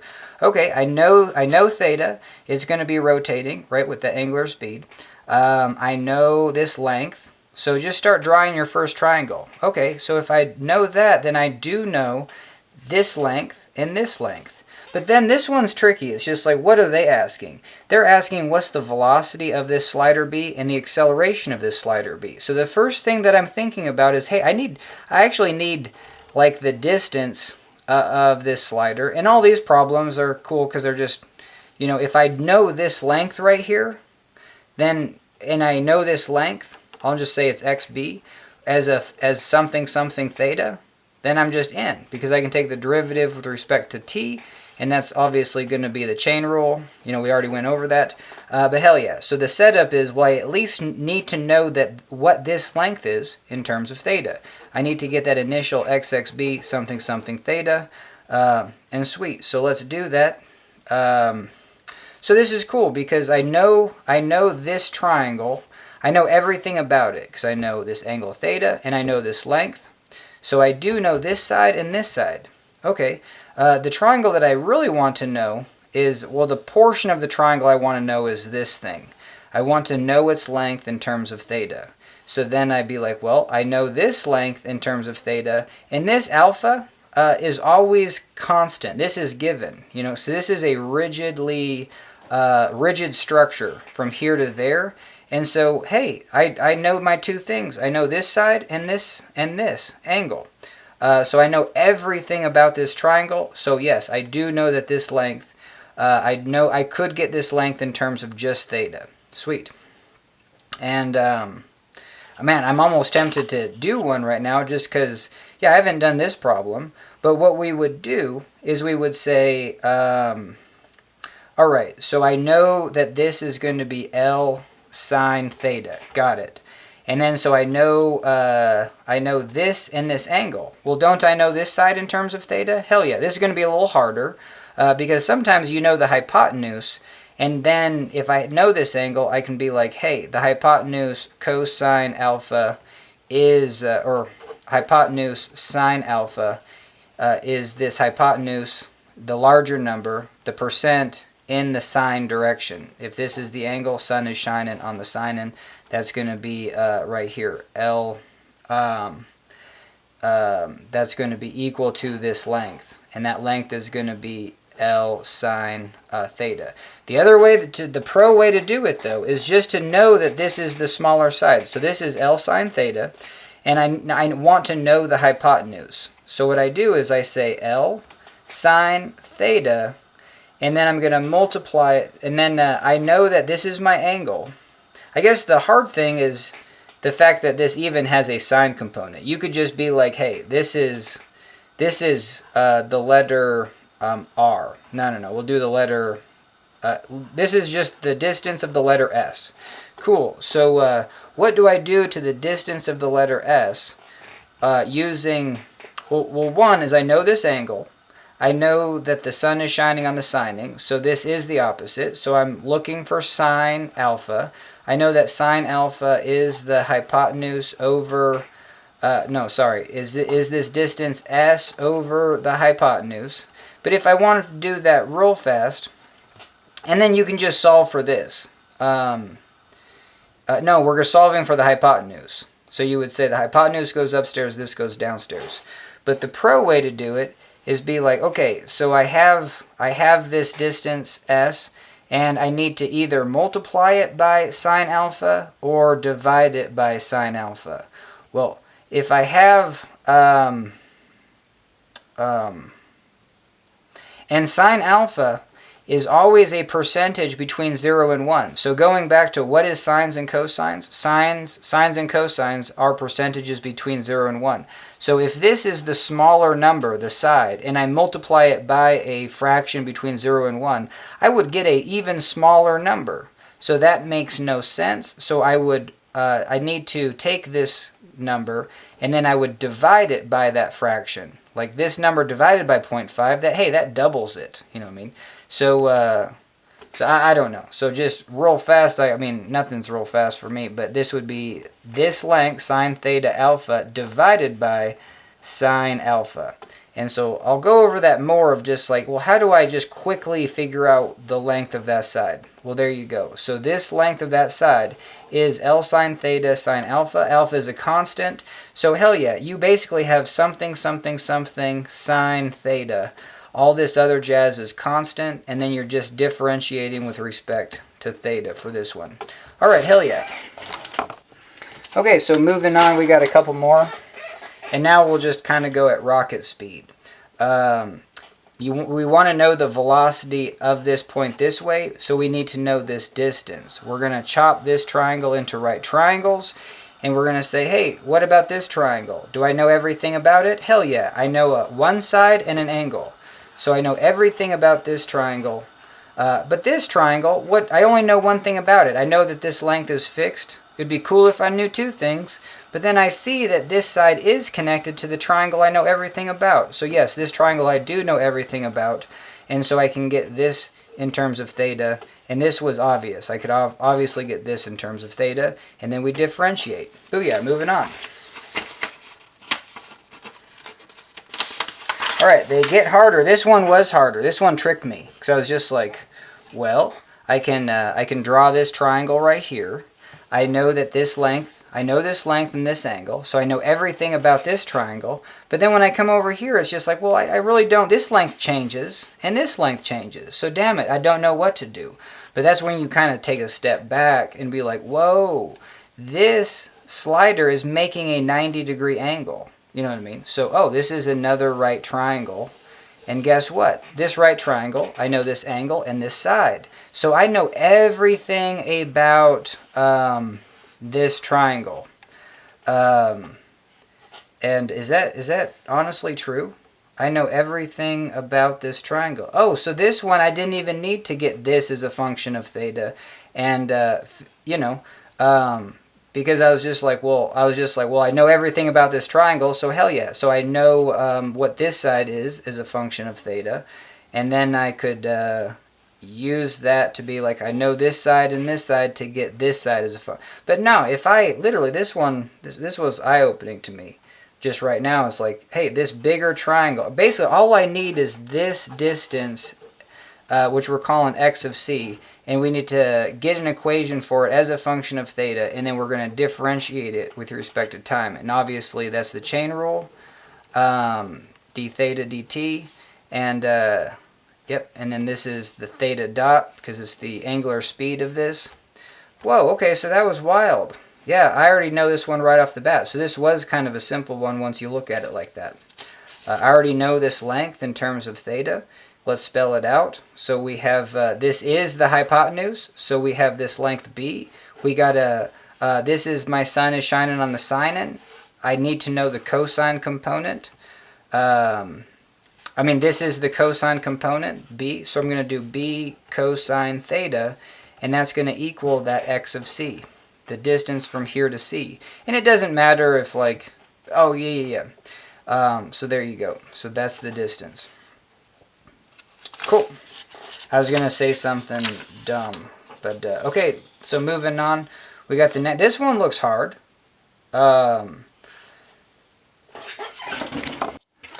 Yeah, I think this one is hard. What you need to know about a circle is that, well, I don't even know. I don't even know what I think they want to know the actual angular speed of this.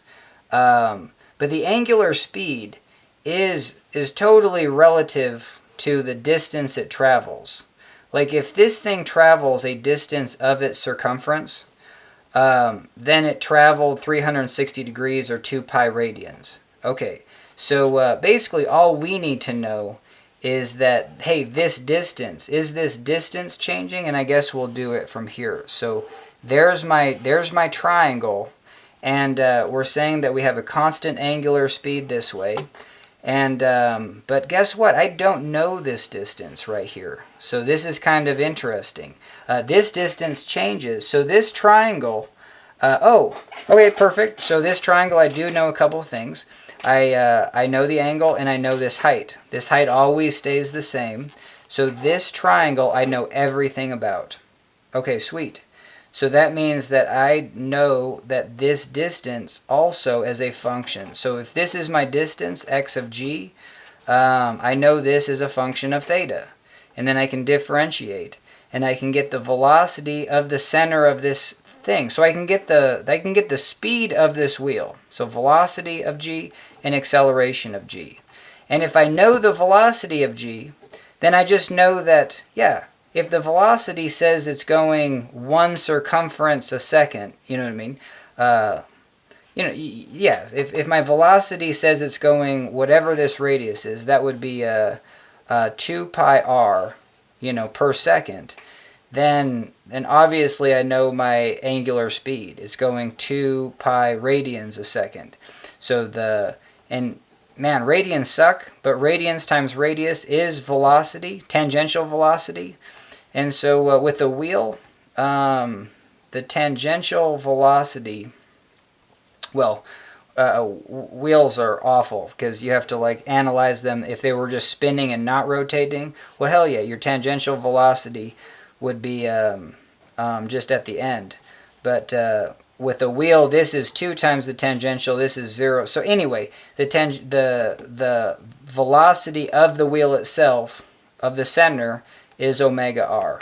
So that's the only weird trick that you need to know on that one. But hell yeah, the whole gist of it was to get this velocity as a function of theta after we get this position. So we did it. We used the triangles knowing that we need to know 2 things about the triangle. Sweet. And I think you could set this one up with, I don't know how I solved it. I think I just solved it like that. Alright, and then this was one of the harder ones. And I wish I had it blown up just a little bit more. But this follower goes down and up, so we need this distance. And then this whole thing rotates. It's oblong, but hey, we're rotating with a constant speed. So this is my angle.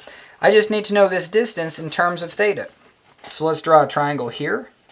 And then we'll draw a triangle here. This is R, this is E, and then we're going to do the right triangle thing. Cool. So hell yeah, this I know. So I know everything about this small little triangle. Hell yeah, because I know this is constant, this eccentricity they call it, and this angle. So I know everything about this. Now let's go to this triangle. I only know one thing about this triangle, but do I? Oh no, I know way more, you know what I mean? Because I do know that this side is a function of, so I do know both sides. So then, because I know 2 sides, I can get this as a function of theta. Hell yeah. And yeah, this was a fun one. I spent a lot of time. I made like a whole series video on this one. Alright, now this one, no, this was the hard one. Oh, hell no. You know what I mean? So I know this distance, and then I know that from the radius we have a tangent here. So this one was kind of tricky. I have a right triangle there, and then I don't know. You know what I mean? Where else do I have triangles? Yeah, this one sucked. So what I did for this one, yeah, this one was tricky. I think I did a bisect. So this one was hard because you were just like, I don't even know where to begin. And then I had to say that this was theta 1 and theta 2. And then I said that if I knew theta 1 and theta 2, then I could say theta is adding those two together. So and then I have multiple right triangles here. So these are right triangles. And on this one, I don't know what they're saying. They're actually saying that we know this angular speed, but I need this angle in terms of beta. So I need this angle as something something beta. Cool. So I know that this is the eccentricity right here. So I know this, and then I know this angle. This is a bummer, man, because check this out. So I got to bring this down. You know what I mean? I got to say this whole triangle. Okay, so now I do know this, but I know this angle beta. So this triangle I know everything about. I know this side and an angle. I know everything about this triangle. So that does mean that I know what this side of that triangle is. And that's where this problem was just like, oh, hell yeah, they actually give me this. So keep in mind that I know this side and this side. I know everything about this triangle. Let's really highlight that. And then so I go to this triangle of theta 1. So that means that I know this side, and this side is given up to this point, but I got to add it to this other thing that I know.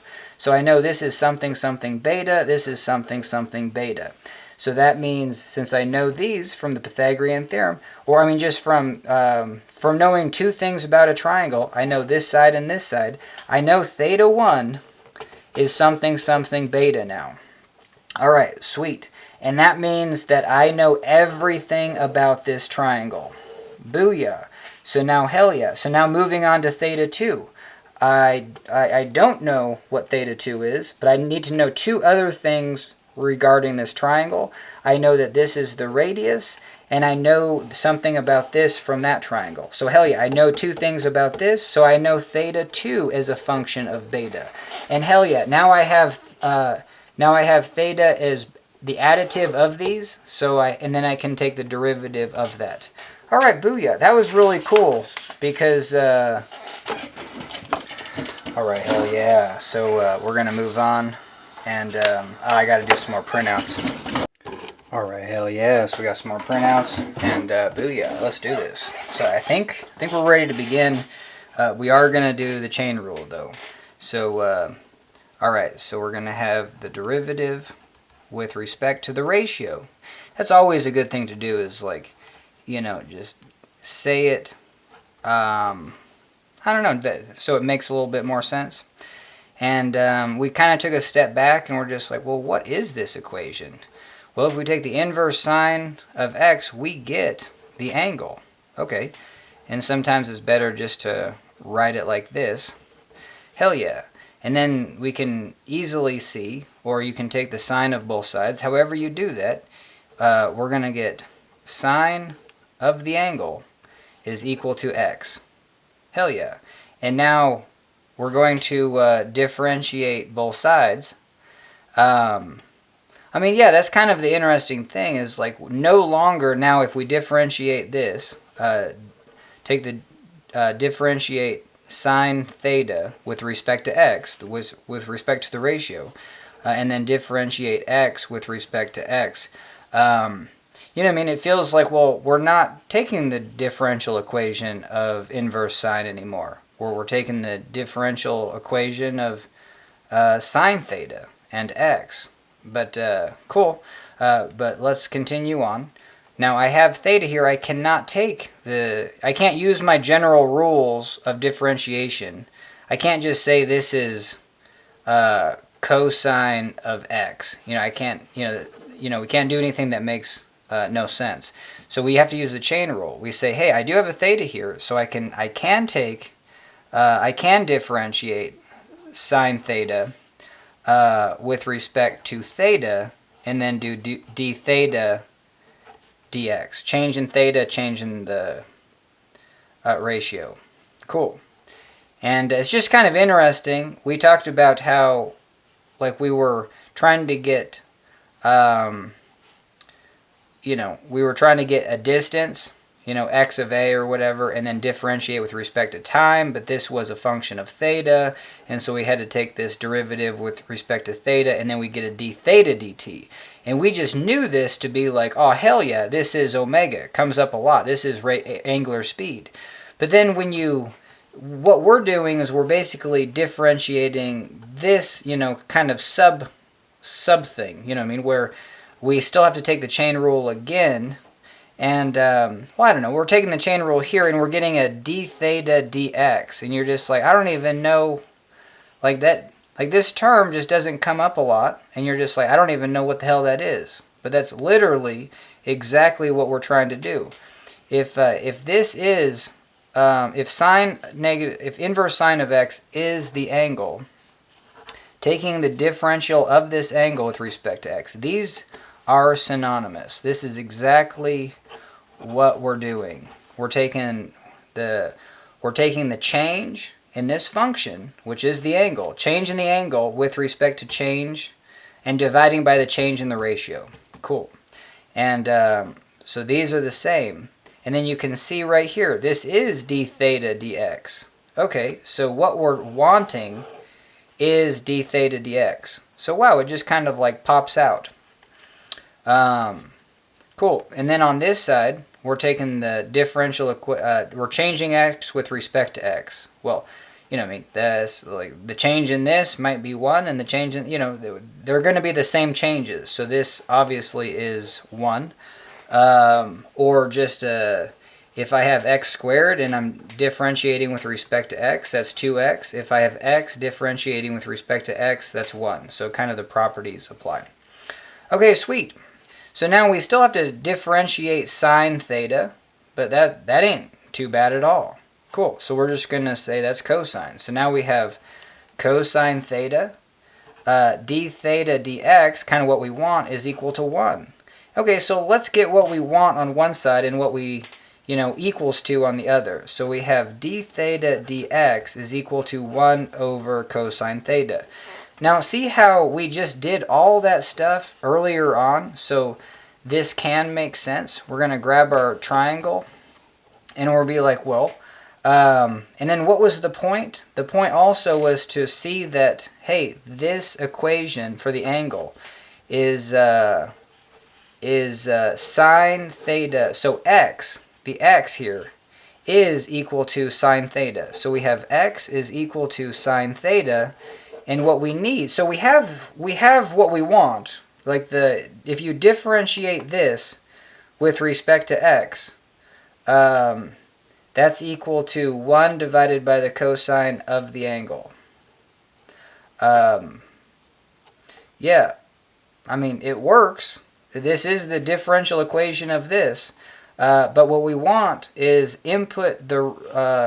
what we want this is in terms of this, of x. That's kind of what we want.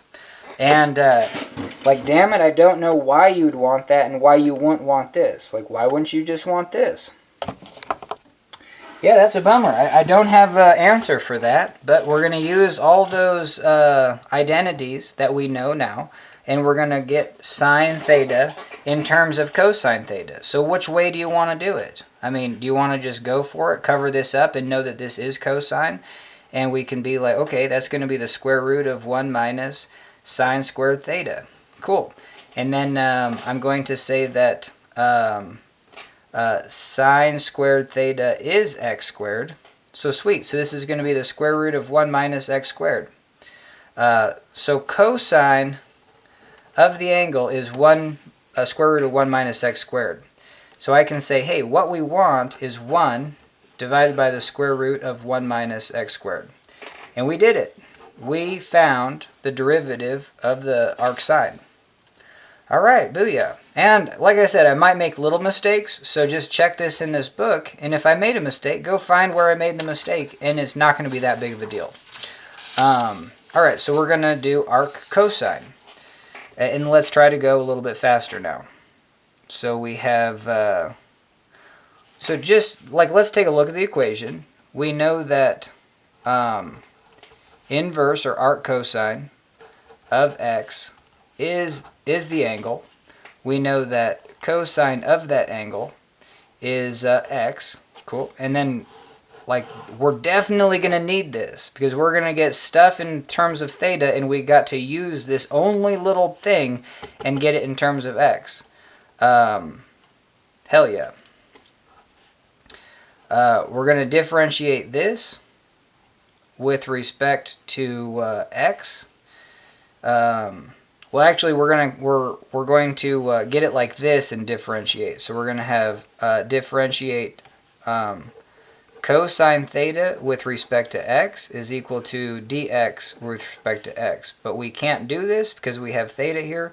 So we got to say this is, we can differentiate with respect to the angle theta, but then we got to use the chain rule d theta dx. And then we're like, oh, that's exactly, actually, this is what we want. We want this d dx, d dx. We want that. And so this is what we want. And we're going to say that's equal to 1. And now we got to differentiate cosine theta. Cool. That's just negative 1 sine theta. I always do my negatives like this because I don't want to lose them. But that's the differentiation of cosine. This is what we want. D theta dx is equal to 1. So let's get what we want just on one side. This is what we want. And let's spell it out. This is the derivative of inverse cosine of x dx. And that's going to equal, now taking the negative to the other side, you would divide by a negative 1, but that's the same thing as multiplying by a negative 1. So I'm just going to put the negative 1 upstairs, and then we're going to divide by sine theta. Okay, let's draw our little triangle, because now we need to relate cosine and this theta. Like, if this just said cosine of x, we would just toss in x right here, but it doesn't. So we got sine, cosine, and then 1. And so we need to get this side in terms of cosine. So hell yeah, it's going to be 1 squared minus cosine squared theta square root that. What am I doing? No, yeah, that's right. We're trying to get sine theta in terms of cosine theta. So this term right here is that.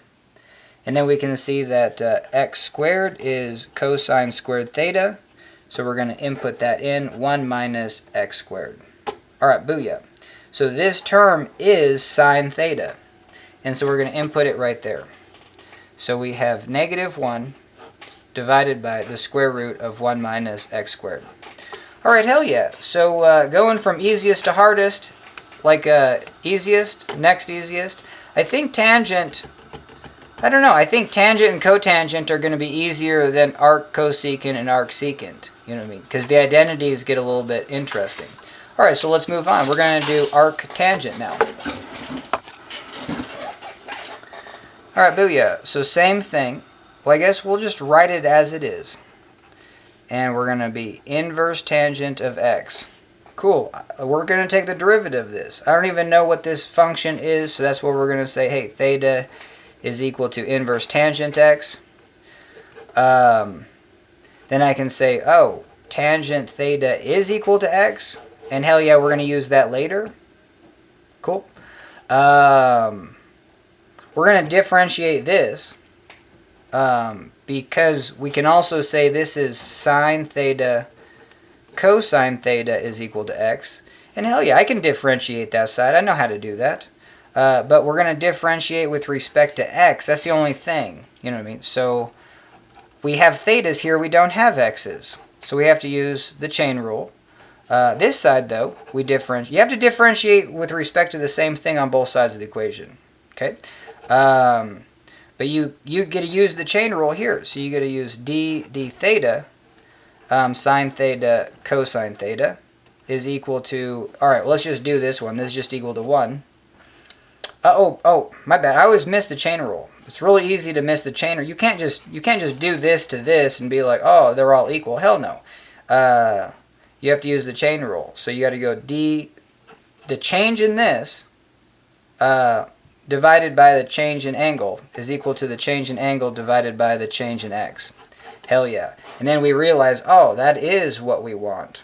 You know what I mean? This d dx is the same as that. So, and this is what we want. That's going to be this. And booyah. So now we just have to figure out what's the derivative of sine, what's the derivative of tangent. You know what I mean? So that's a fun one to do. I'll just rewrite it. So we have sine theta. We're going to do it two ways. One, I would do the quotient rule. It's good to get used to what the quotient rule is. The quotient rule says you're going to take the bottom d top minus top d bottom all divided by the bottom squared. So we're going to take bottom cosine theta times the derivative of the top. That's cosine theta minus, minus, so we have bottom d top minus top d bottom. So we have sine theta. Derivative of cosine is going to be a -1 cosine theta.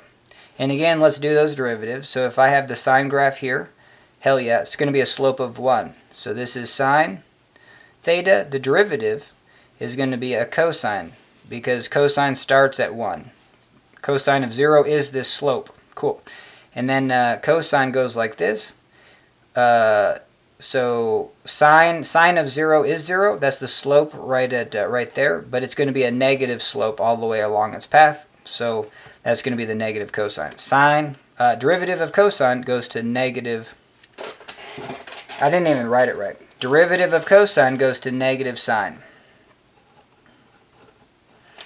So again, bottom d top minus top d bottom. Derivative of cosine is negative sine. I just like to do my negatives like this, and it's even, you know what I mean? Oh, let's continue on. And all divided by the bottom squared. So bottom d top minus top d bottom all divided by the bottom squared. Now you could, or I mean, these negatives cancel. It's going to be a positive. Cool. And we're going to have cosine squared plus sine squared. And from our triangle, you know what I mean? Sine theta, cosine theta, 1, and here's our angle. Well, hell yeah. Pythagorean theorem said that's just equal to 1. So we have 1 divided by cosine squared theta. This is the derivative of tangent. 1 divided by cosine squared, it could also be called secant squared theta. We'll keep it like this because we want to figure out our identity. So we have sine theta, cosine theta. Here's 1.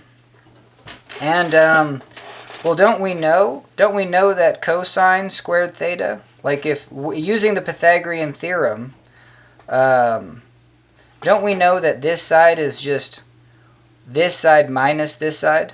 So can't we say that, but here's the bummer though, is like, yeah, we could get this cosine term in terms of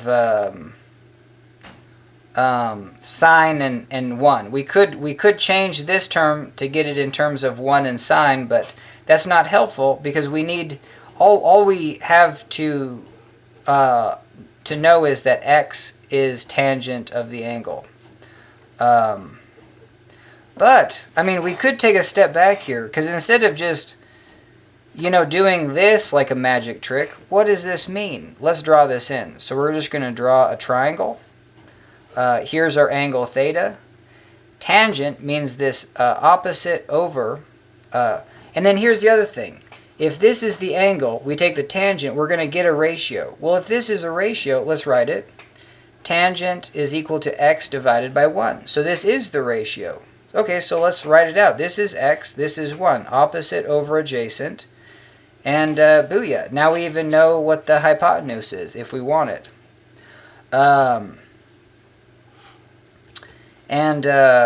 Yeah, because I kind of want to do this in a more creative way than just like the way they do it online. But I don't know. I feel like I might strike out. But let's go back to here. We're going to have the derivative. This derivative of tangent. Let's get that written in. Is 1 divided by the cosine squared theta. we want to know this, so we're going to say, hey, what we want to know, d theta dx is equal to, well, it's just going to be cosine squared theta. Okay, hell yeah. So now we just need to get this in terms of cosine. Okay, well,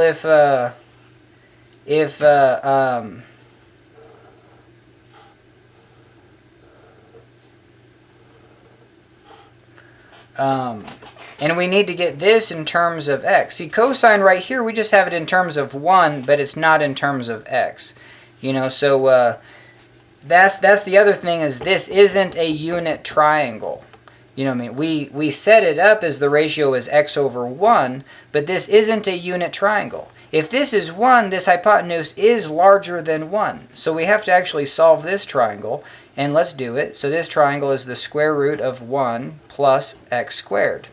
Okay, hell yeah.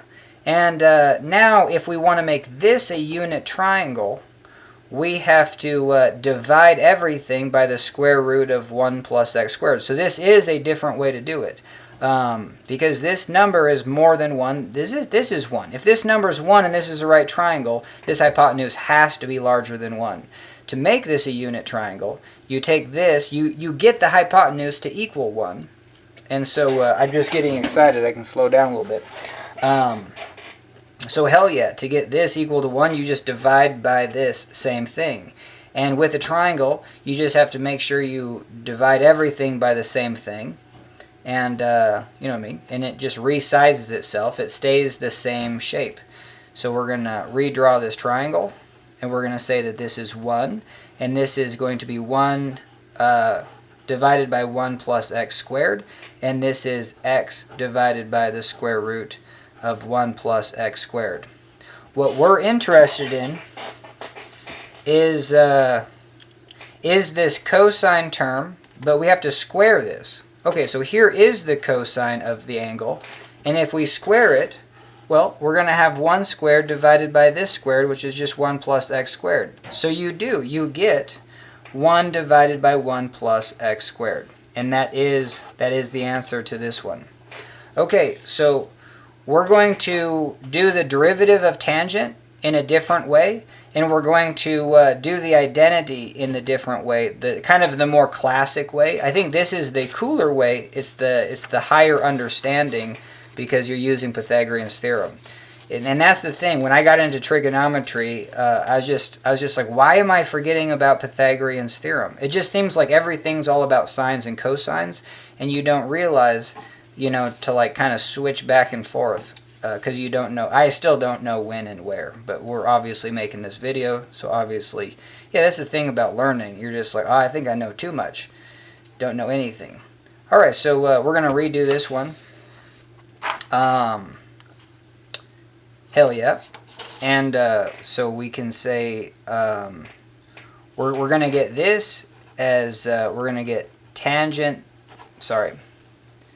theta x, take the derivative, and so right now we're at taking the derivative of sine theta cosine theta with respect to theta, knowing that we'll have to do that and then use the chain rule d theta dx. That's what we're interested in. This side's 1. So we're kind of at that stage. And so I'm going to show you a different way to set this up. I'm going to say that this, get everything upstairs. So this is the derivative with respect to theta of sine theta cosine theta to the negative 1. And you could write it like this. Just to keep it simple, if you're used to it, you could be like cosine to the negative 1 theta. But maybe we'll keep it like this for the time being. And then if you're doing the derivative of this, well, this is just a product of two things. You use the product rule of differentiation. The product rule, you know, because the quotient rule is like hard to memorize because you have a negative, you got to divide by the square. But product rule is just first times the derivative of the second plus the second times the derivative of the first. And I have to be honest, I just get into the habit of taking the derivative of the first term first. So we're going to do that. We're going to say the derivative of this is cosine theta. And then we did it. And now times this. So we're going to say that's times inverse cosine of theta. All right, now we're going to add this sine theta times the derivative of this. So this one, I mean, you would say like this. Hey, what's the derivative of cosine theta to the negative 1? Well, we bring down the power, so we have negative 1, and then this goes to the negative 2. So this is like the u substitution, but all we've done is kind of like the power part, and now we have to take the derivative of the inside, which is negative 1 sine theta. So let's do it one more time. So we're going to take the derivative of this. The power comes down. We have this to the negative 2, and then we got to take the derivative of that. So that's going to be negative 1 sine theta. All right, booyah. So the negatives kind of cancel out. We're going to rewrite this as, this just becomes 1, so we have 1 plus, and this becomes, we have sine squared theta, and then we have this cosine downstairs. And this is cool because you're like, whoa, how did we get such a different derivative for tangent theta? When we did tangent theta, we got 1 divided by the or we got cosecant squared theta, or 1 divided by cosecant. You know what I mean? So how the hell did we get this? And I think I'm going to go back to well,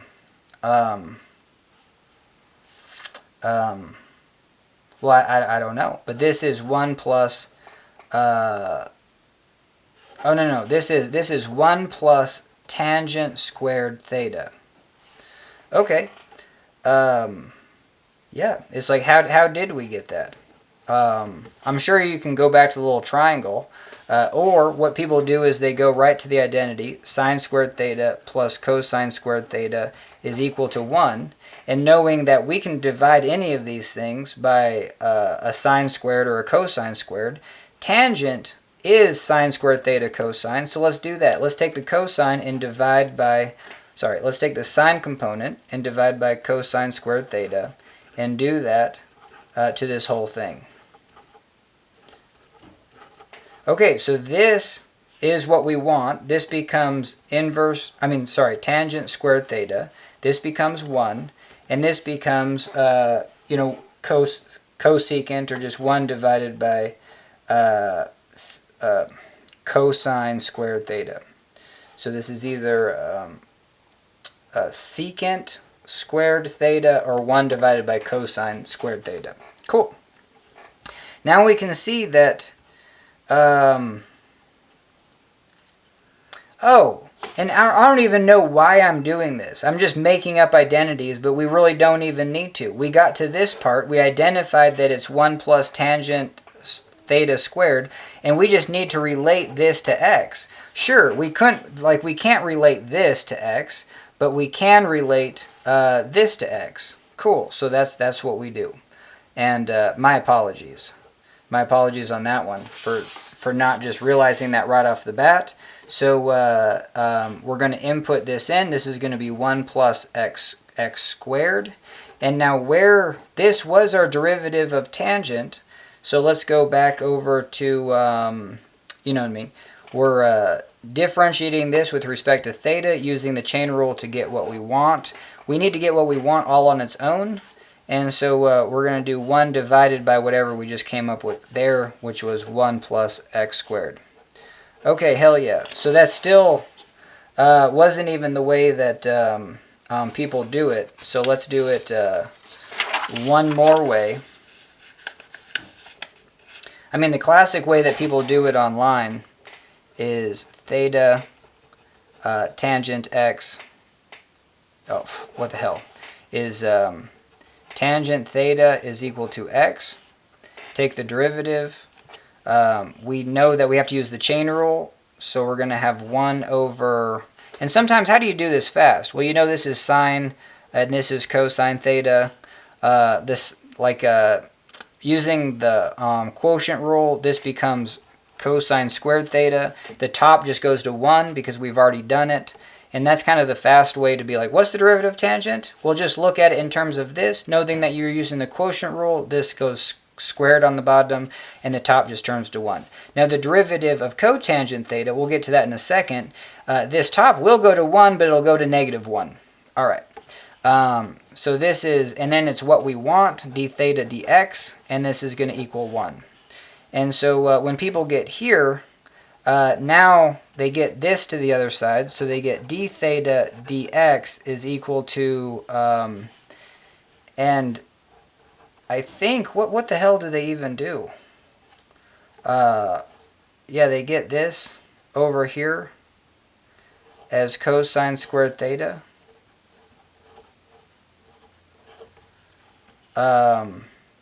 Yeah, I guess. I don't even know, you know what I mean? And then what identity do they use? I mean, do they go back to this?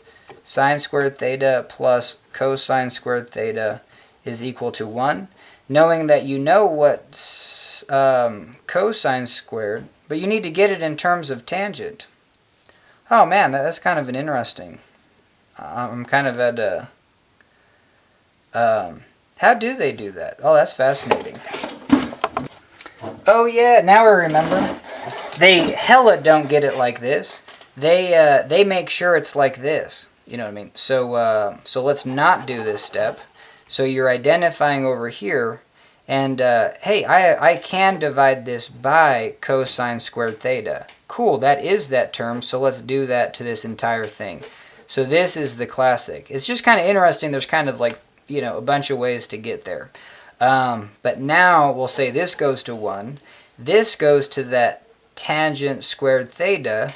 Ooh, that's exactly what we want. And then this side is what we input. And so, so you could do the substitution right here and say this is x squared plus 1 is equal to this. But a lot of people don't, and they just input this into here right now. So we're going to go tangent squared theta plus 1 is equal to the thing that we want is equal to 1. So let's get this to the other side. The thing that we want, the derivative of inverse tangent, is going to be 1 divided by tangent squared theta plus 1. And now they would throw this in. But you got to do x squared is equal to tangent squared theta. And so you're going to input an x squared.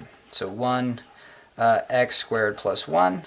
No one writes it like this. They do it like this, 1 plus x squared. But I don't know. You know what I mean? I like it like this because that's what you're going to do first. That's what you're going to get first, maybe, when you write this like sine squared cosine. Anyway, all right. So we did that one. Hell yeah! And now we're going to do cotangent. All right. Hell yeah! So we're back, and so we have. Derivative of a tan x with respect to the ratio. This is the derivative of inverse tangent x. And just know that this if we have the ratio here, this is not 1 over tangent of the ratio. Hell no. This is if we're taking, if we have the ratio, and we're going to take the inverse tangent of it. It means we're trying to pop out the angle. So that means the angle is inverse tangent of that ratio. We're going to get this on that side. Tan theta is equal to x. Now take the derivative. And what are we doing, man? We're trying to do the cotangent. Sorry about this. So inverse cotangent of x. Taking the derivative of this.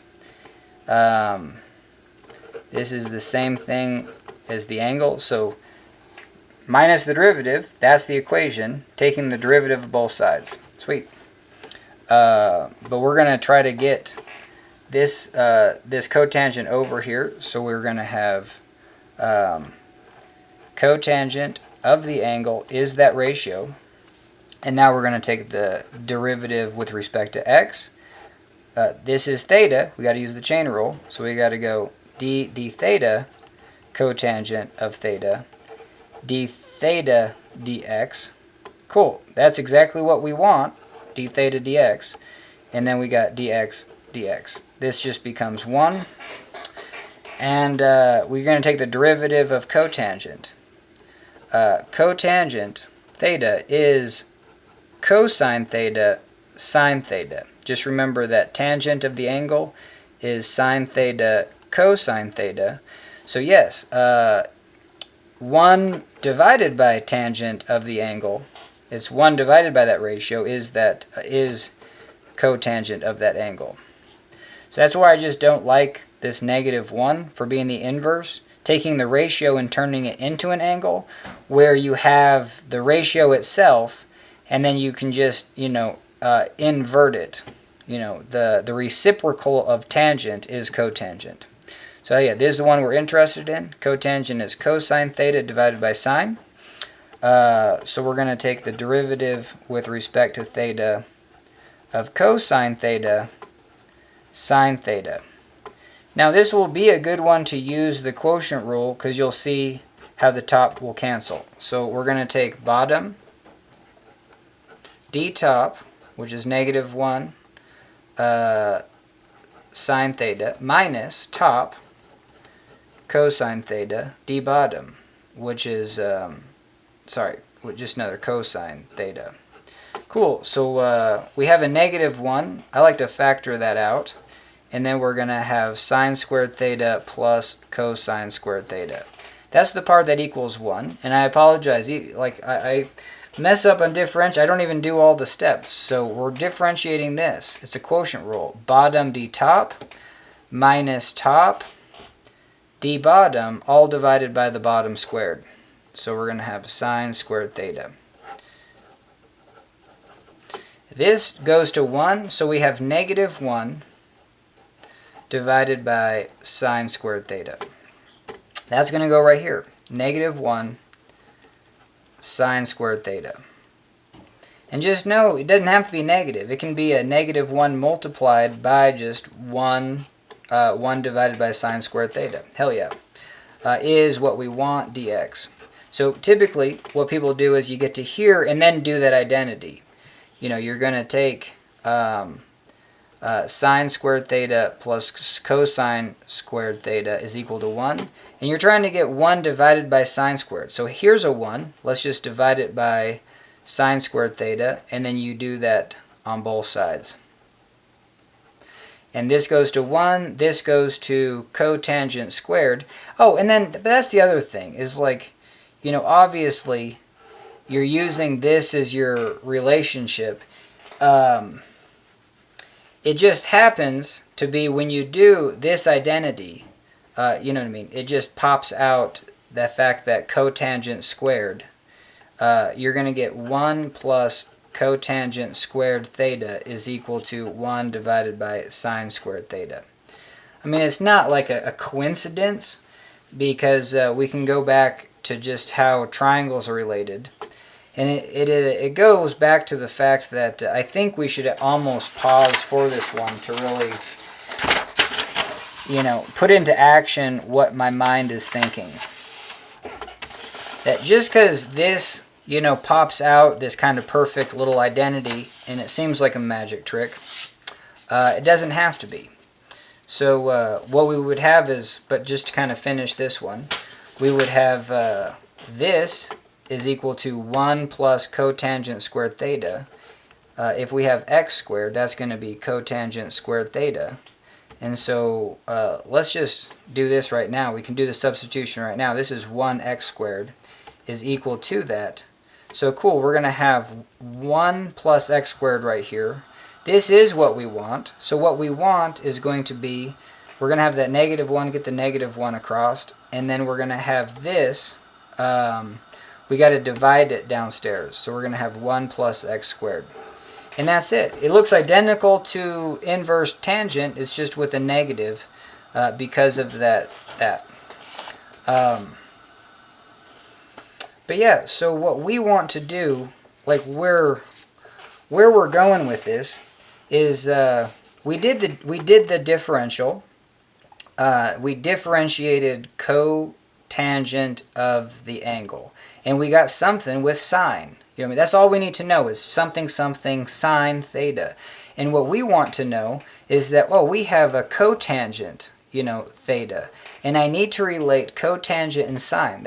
So that's what we're going to do, besides just trying to, like, you know, just memorize how to get there.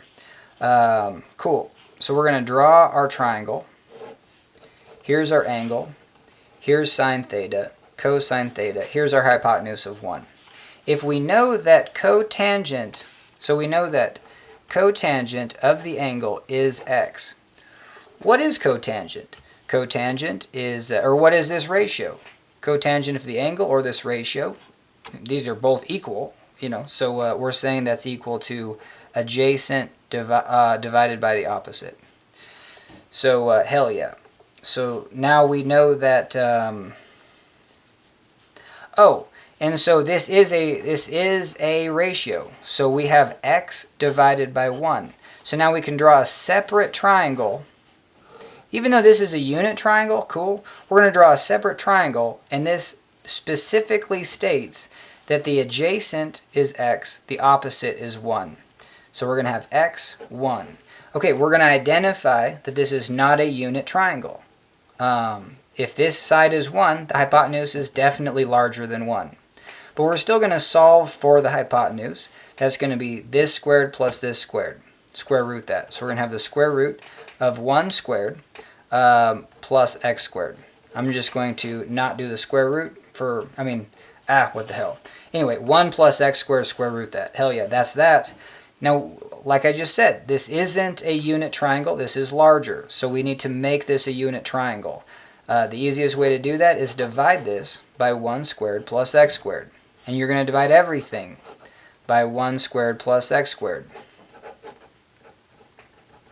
Alright, hell yeah. So now my hypotenuse is 1. And here's my triangle. And what I want to know is, I don't even know anymore. Oh, yeah. I got an equation that said, hey, I want to know what sine is. You know what I mean? Because down here, I differentiated cotangent, and I got something sine theta. Okay, so if here's my triangle, 1 is the hypotenuse in this. What is sine of this triangle? Well, it's opposite over hypotenuse. In this triangle is a unit triangle, so that's 1. So sine theta is equal to 1 divided by the square root of 1 plus x squared. Hell yeah. So now we're on a roll. New sheet of paper.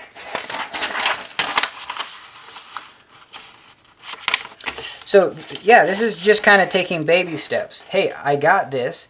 In general, this is just something sine theta.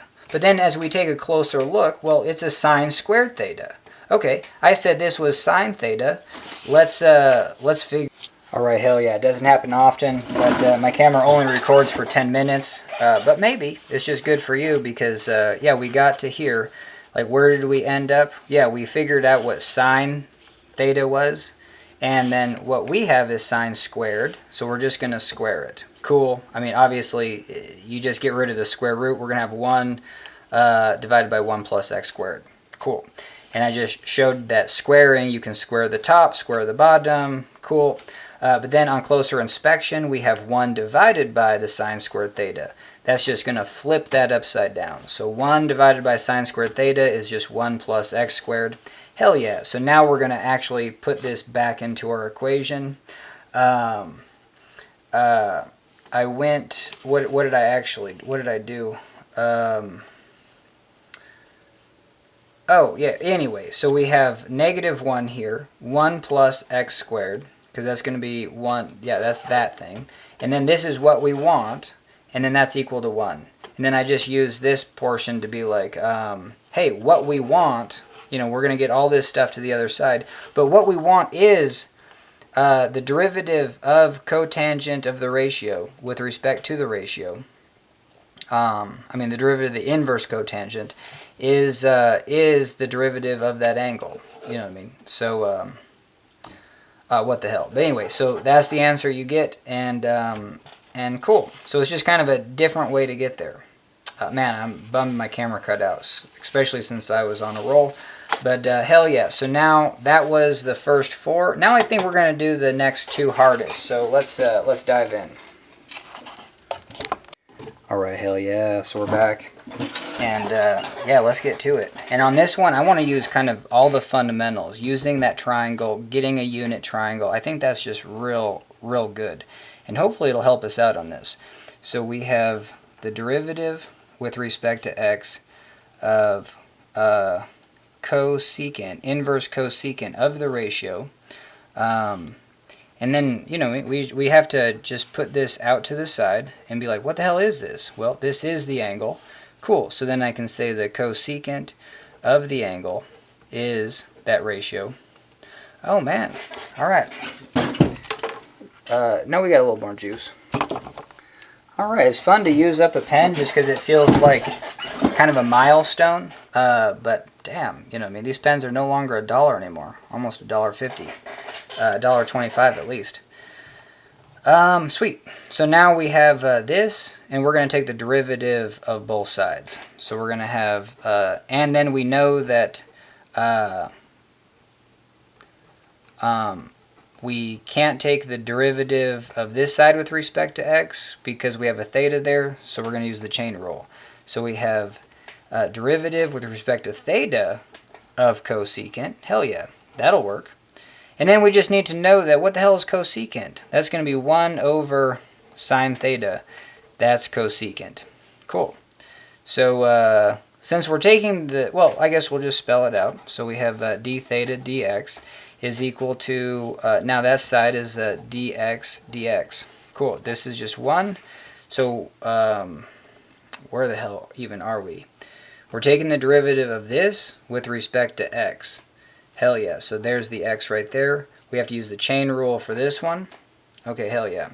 And then, you know, I don't know what the derivative of cosecant is. Neither should you. It would be a silly one to memorize. Like I said, all we need to know is that this is the function for sine. This is the function for cosine. This goes to cosine. This goes to a negative sloping. Cosine goes to sine. Perfect.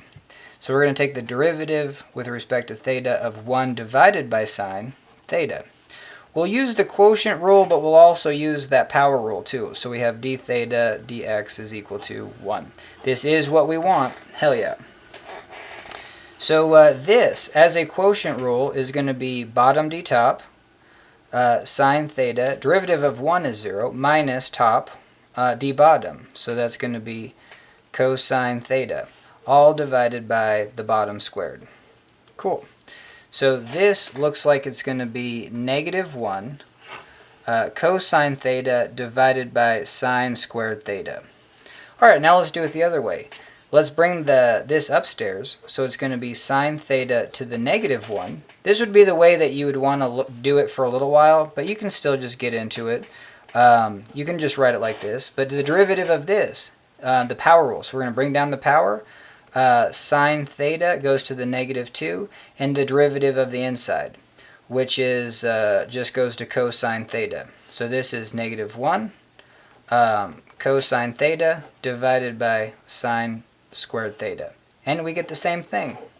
Alright, sweet. So that's this side of the equation, negative 1 cosine theta sine squared theta. Alright, so now what we need to do is link the fact that cosecant is equal to x. So let's just go right to our fundamentals. Instead of trying to, you know, like figure out an identity, we can just go straight here. So we're going to say this is the angle.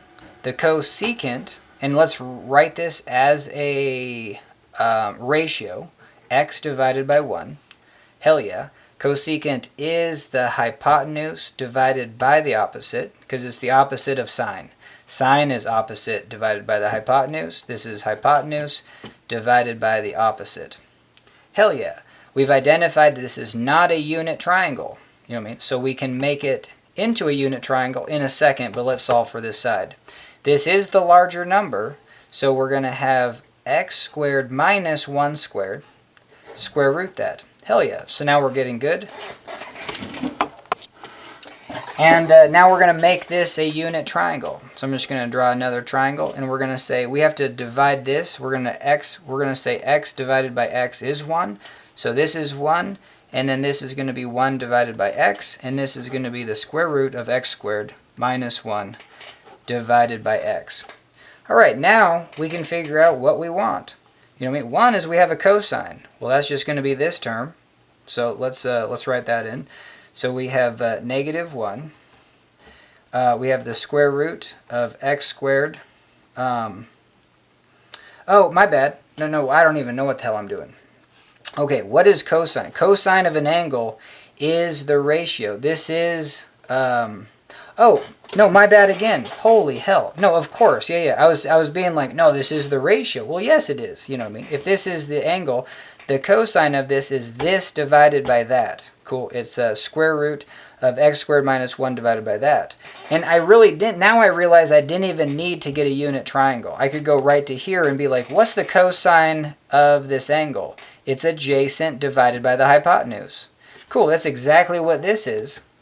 This is, you know, so it's kind of fascinating how a unit triangle, like this is the cosine. This length right here is equivalent to the cosine of the angle because what is cosine? It's the percentage of this length compared to this hypotenuse.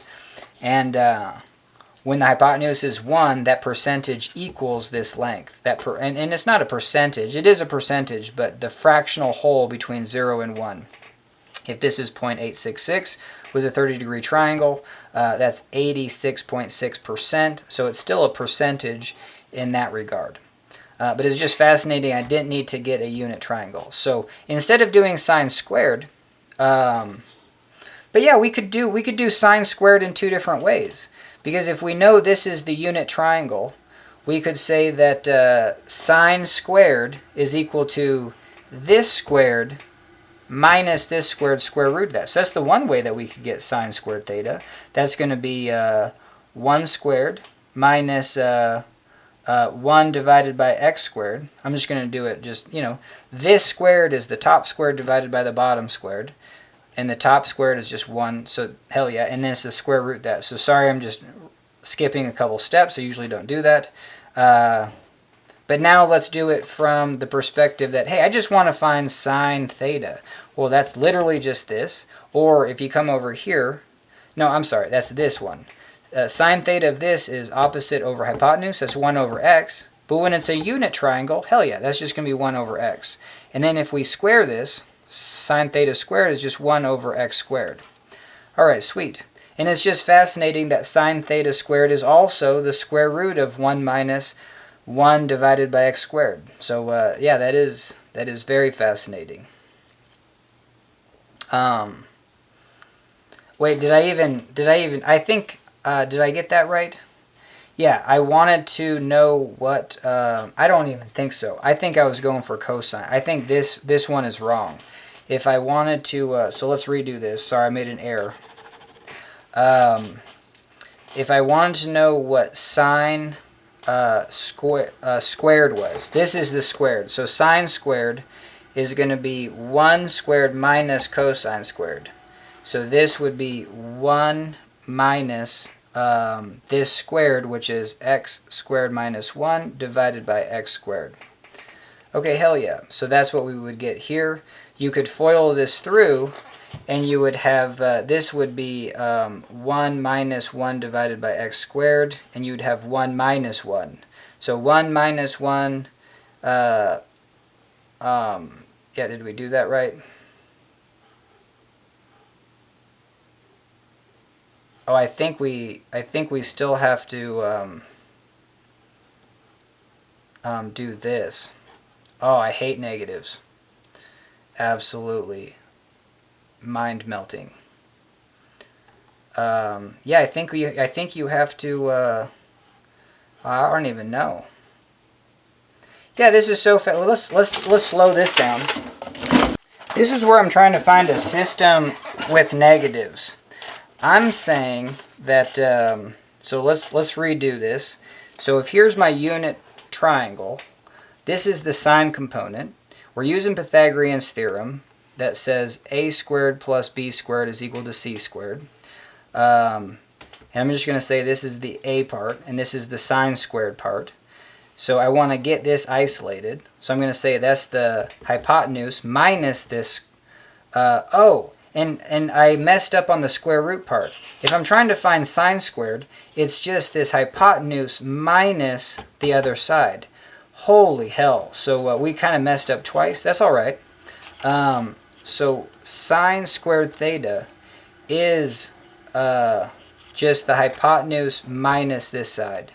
So we have the hypotenuse. And instead of minus, I was going to do this plus the inverse of this. So we have negative 1 x squared minus 1 divided by x. So this is sine squared. And again, we got a unit triangle, so sine squared is just 1 divided by x. So let's simplify this, because this looks like a... I don't even... Can we? Holy hell.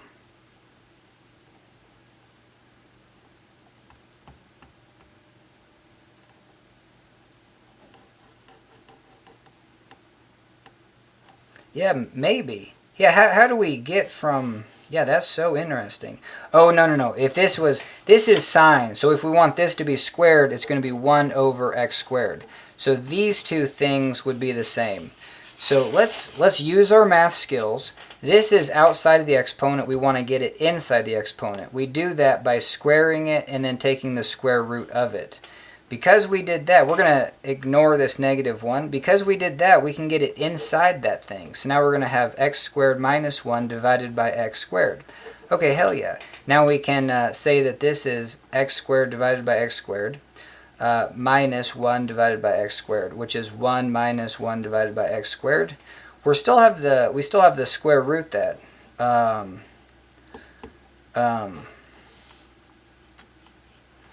Oh, that probably doesn't help us at all. Yeah, maybe this identity sucks. But it should be the same. So we're going to make sure it is. So we're going to have 1 plus negative 1 square root of 5 squared. I'm just going to say x is 5 minus 1 divided by 5. Okay, that's going to be 1 divided by 5 squared.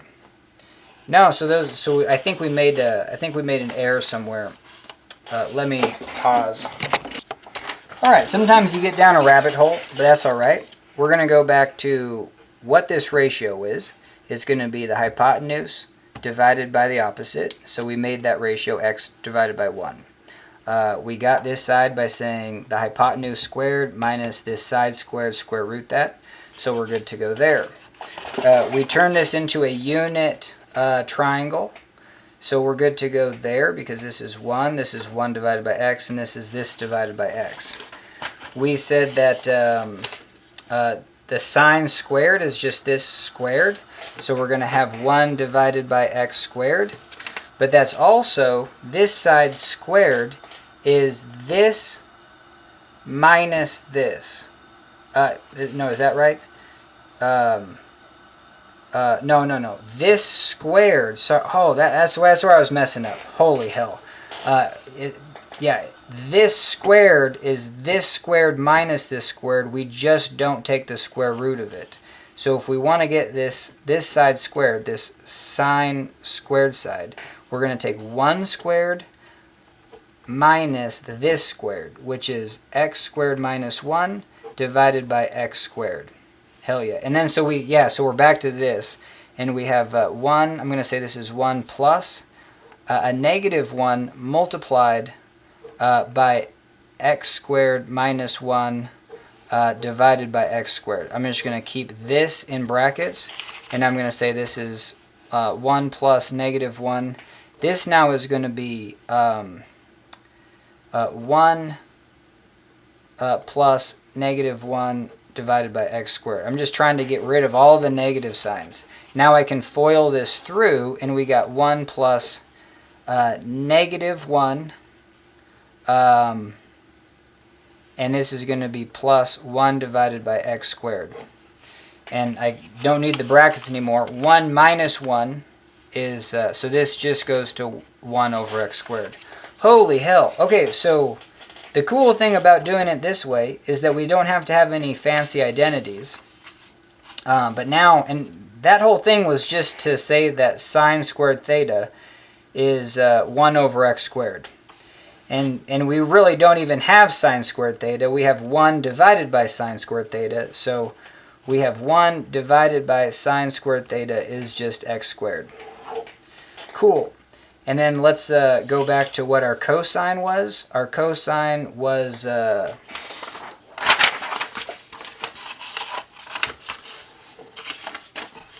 all right, so if this is our derivative, so we have the derivative right here, and then we have what it's and what we want, and then we have this 1 over here. Let's just get what we want, and then we're going to say this is just get this to the other side. So we have -1, we have sine squared theta divided by cosine theta. Okay, sweet.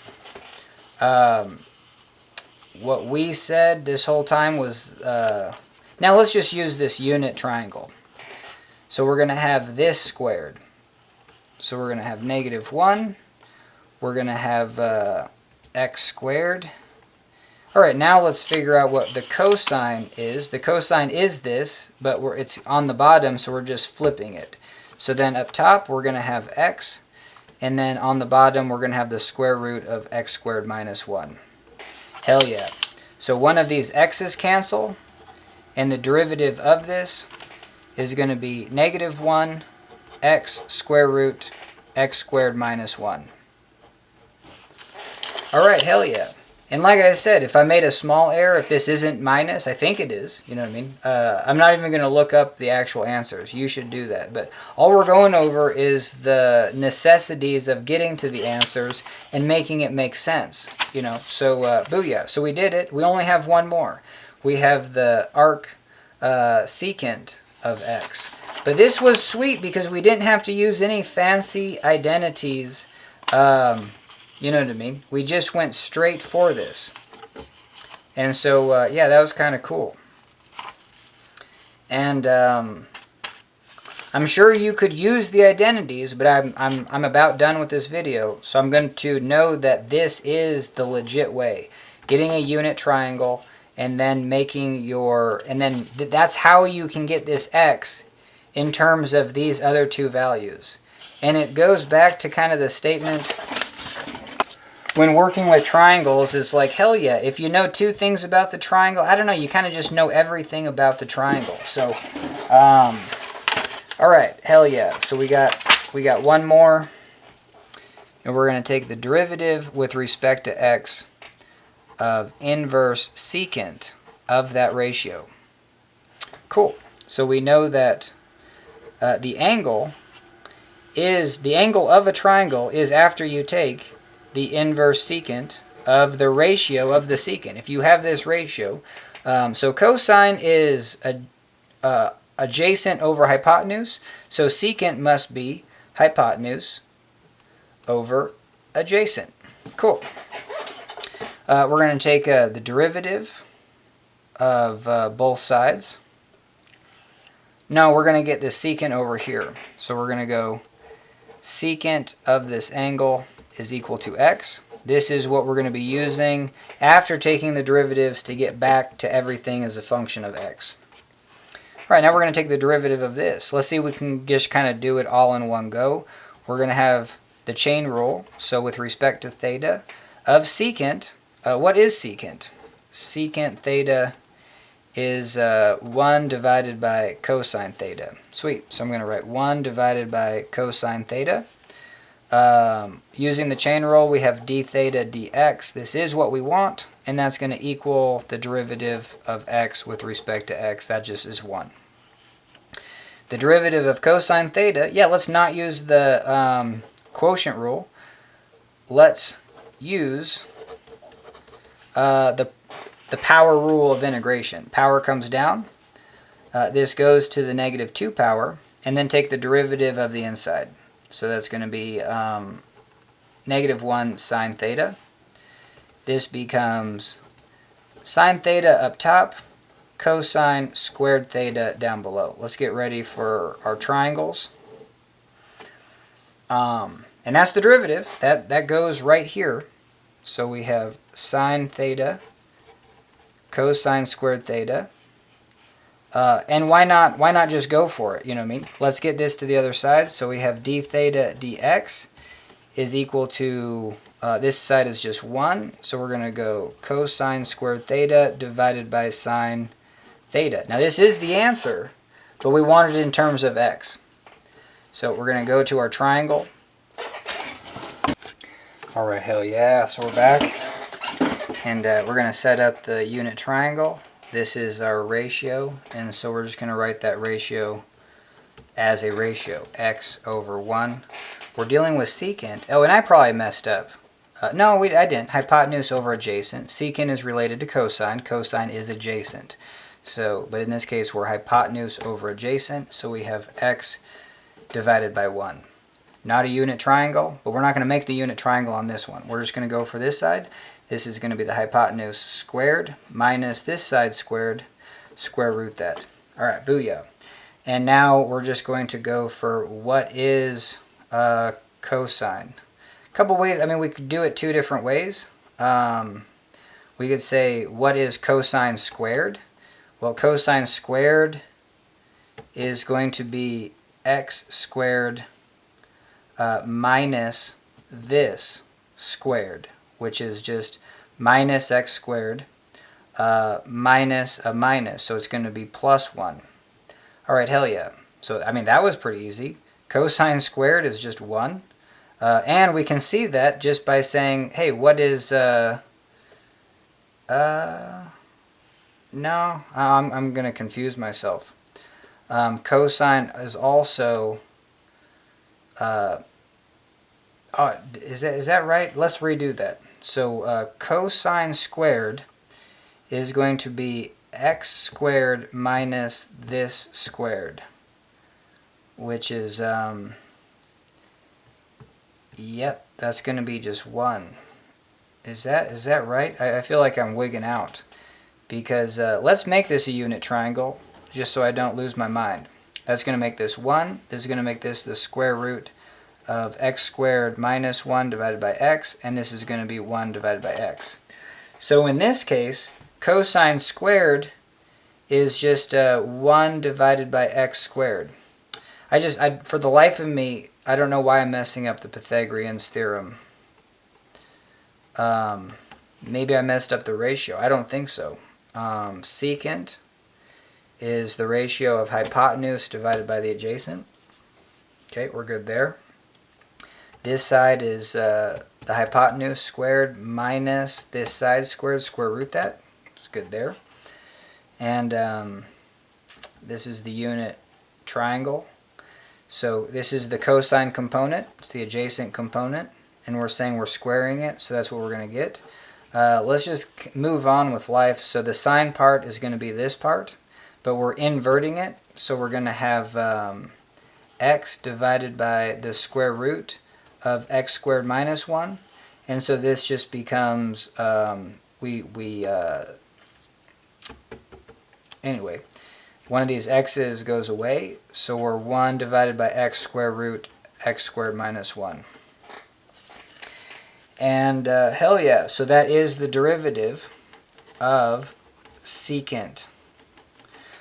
Now I'm going to turn off the camera because I don't know why this seemed like it got messed up. I mean, let's just talk through it one more time. If I'm this squared plus this squared is equal to that. So maybe we should just write that out. And I'm going to write it out on both of these. I'm going to say that 1 squared plus this squared, which is just x squared minus 1, is equal to x squared. Okay, and I totally see that. Okay, and then, oh, you know where I'm messing up? I'm confused. Yeah, thank God. Okay, because if you have a unit triangle, this component is your cosine. This is the cosine, but the cosine is this divided by that. So if we say, what's the cosine of this angle? That's going to be the adjacent divided by the hypotenuse. So I see the error that I'm running into. If I make a unit triangle, I'm just associating this with cosine, but it's this divided by 1. Cosine of the angle is still a ratio of this divided by 1. I can't say cosine of the angle is equal to a side. It is equal to a side if you have a unit triangle, but that's still, cosine of the angle is still not equal to a side. You have to multiply it by the hypotenuse. The hypotenuse times the cosine of that angle is equal to the side. The cosine is just the ratio, and it's the percentage. When you're dealing with sines and cosines, it's the percentage. So, wow, I'm going to make that mistake again, but hell yeah. So the cosine of this angle is adjacent divided by opposite, and if we take cosine squared, we're going to have just double that. Whew, that was brutal. And so, and hell yeah. So that's where, with this triangle, yeah, I mean, yeah, if we were, it made no sense to find this side based on those. It's going to be 1 anyway. Look at that. That distance is 1. I was confusing this side with cosine. So yeah, obviously what we just did right there, this squared minus this squared, sure, it's equal to 1. But that's not the cosine. Cosine is the ratio between this and this. It just happens to be is if your hypotenuse is 1, if you have a unit triangle, hell yeah, this is equal. You could say this length is equal, the number or the value on this length is equal to the number or value of the cosine. It's just fascinating. That's really difficult when two different things have the same number, but the units are not the same. This would be a percent, and a side would be in meters. So, all right, hell yeah. So I think we are done. We did it. We did all the derivatives. And I don't know. I just think this is just a world-class video. But now I think it is. I don't know. You know what I mean? I think only with this strategy is, like, I don't know. I don't know. I'm just going to pat myself on the back. It's just like, are there other people out there that are teaching all the ins and outs and aren't minding spending, a little bit extra breath to go over all the things that, people are going to forget and, coming at it from different angles, especially if you're doing trigonometry. How can you not just do it from 1,000 different angles just to make sure people have a proper understanding? So hell yeah, I did it, and proud of myself on this one. So thanks for joining me. Hell yeah. And guess what? That's a video.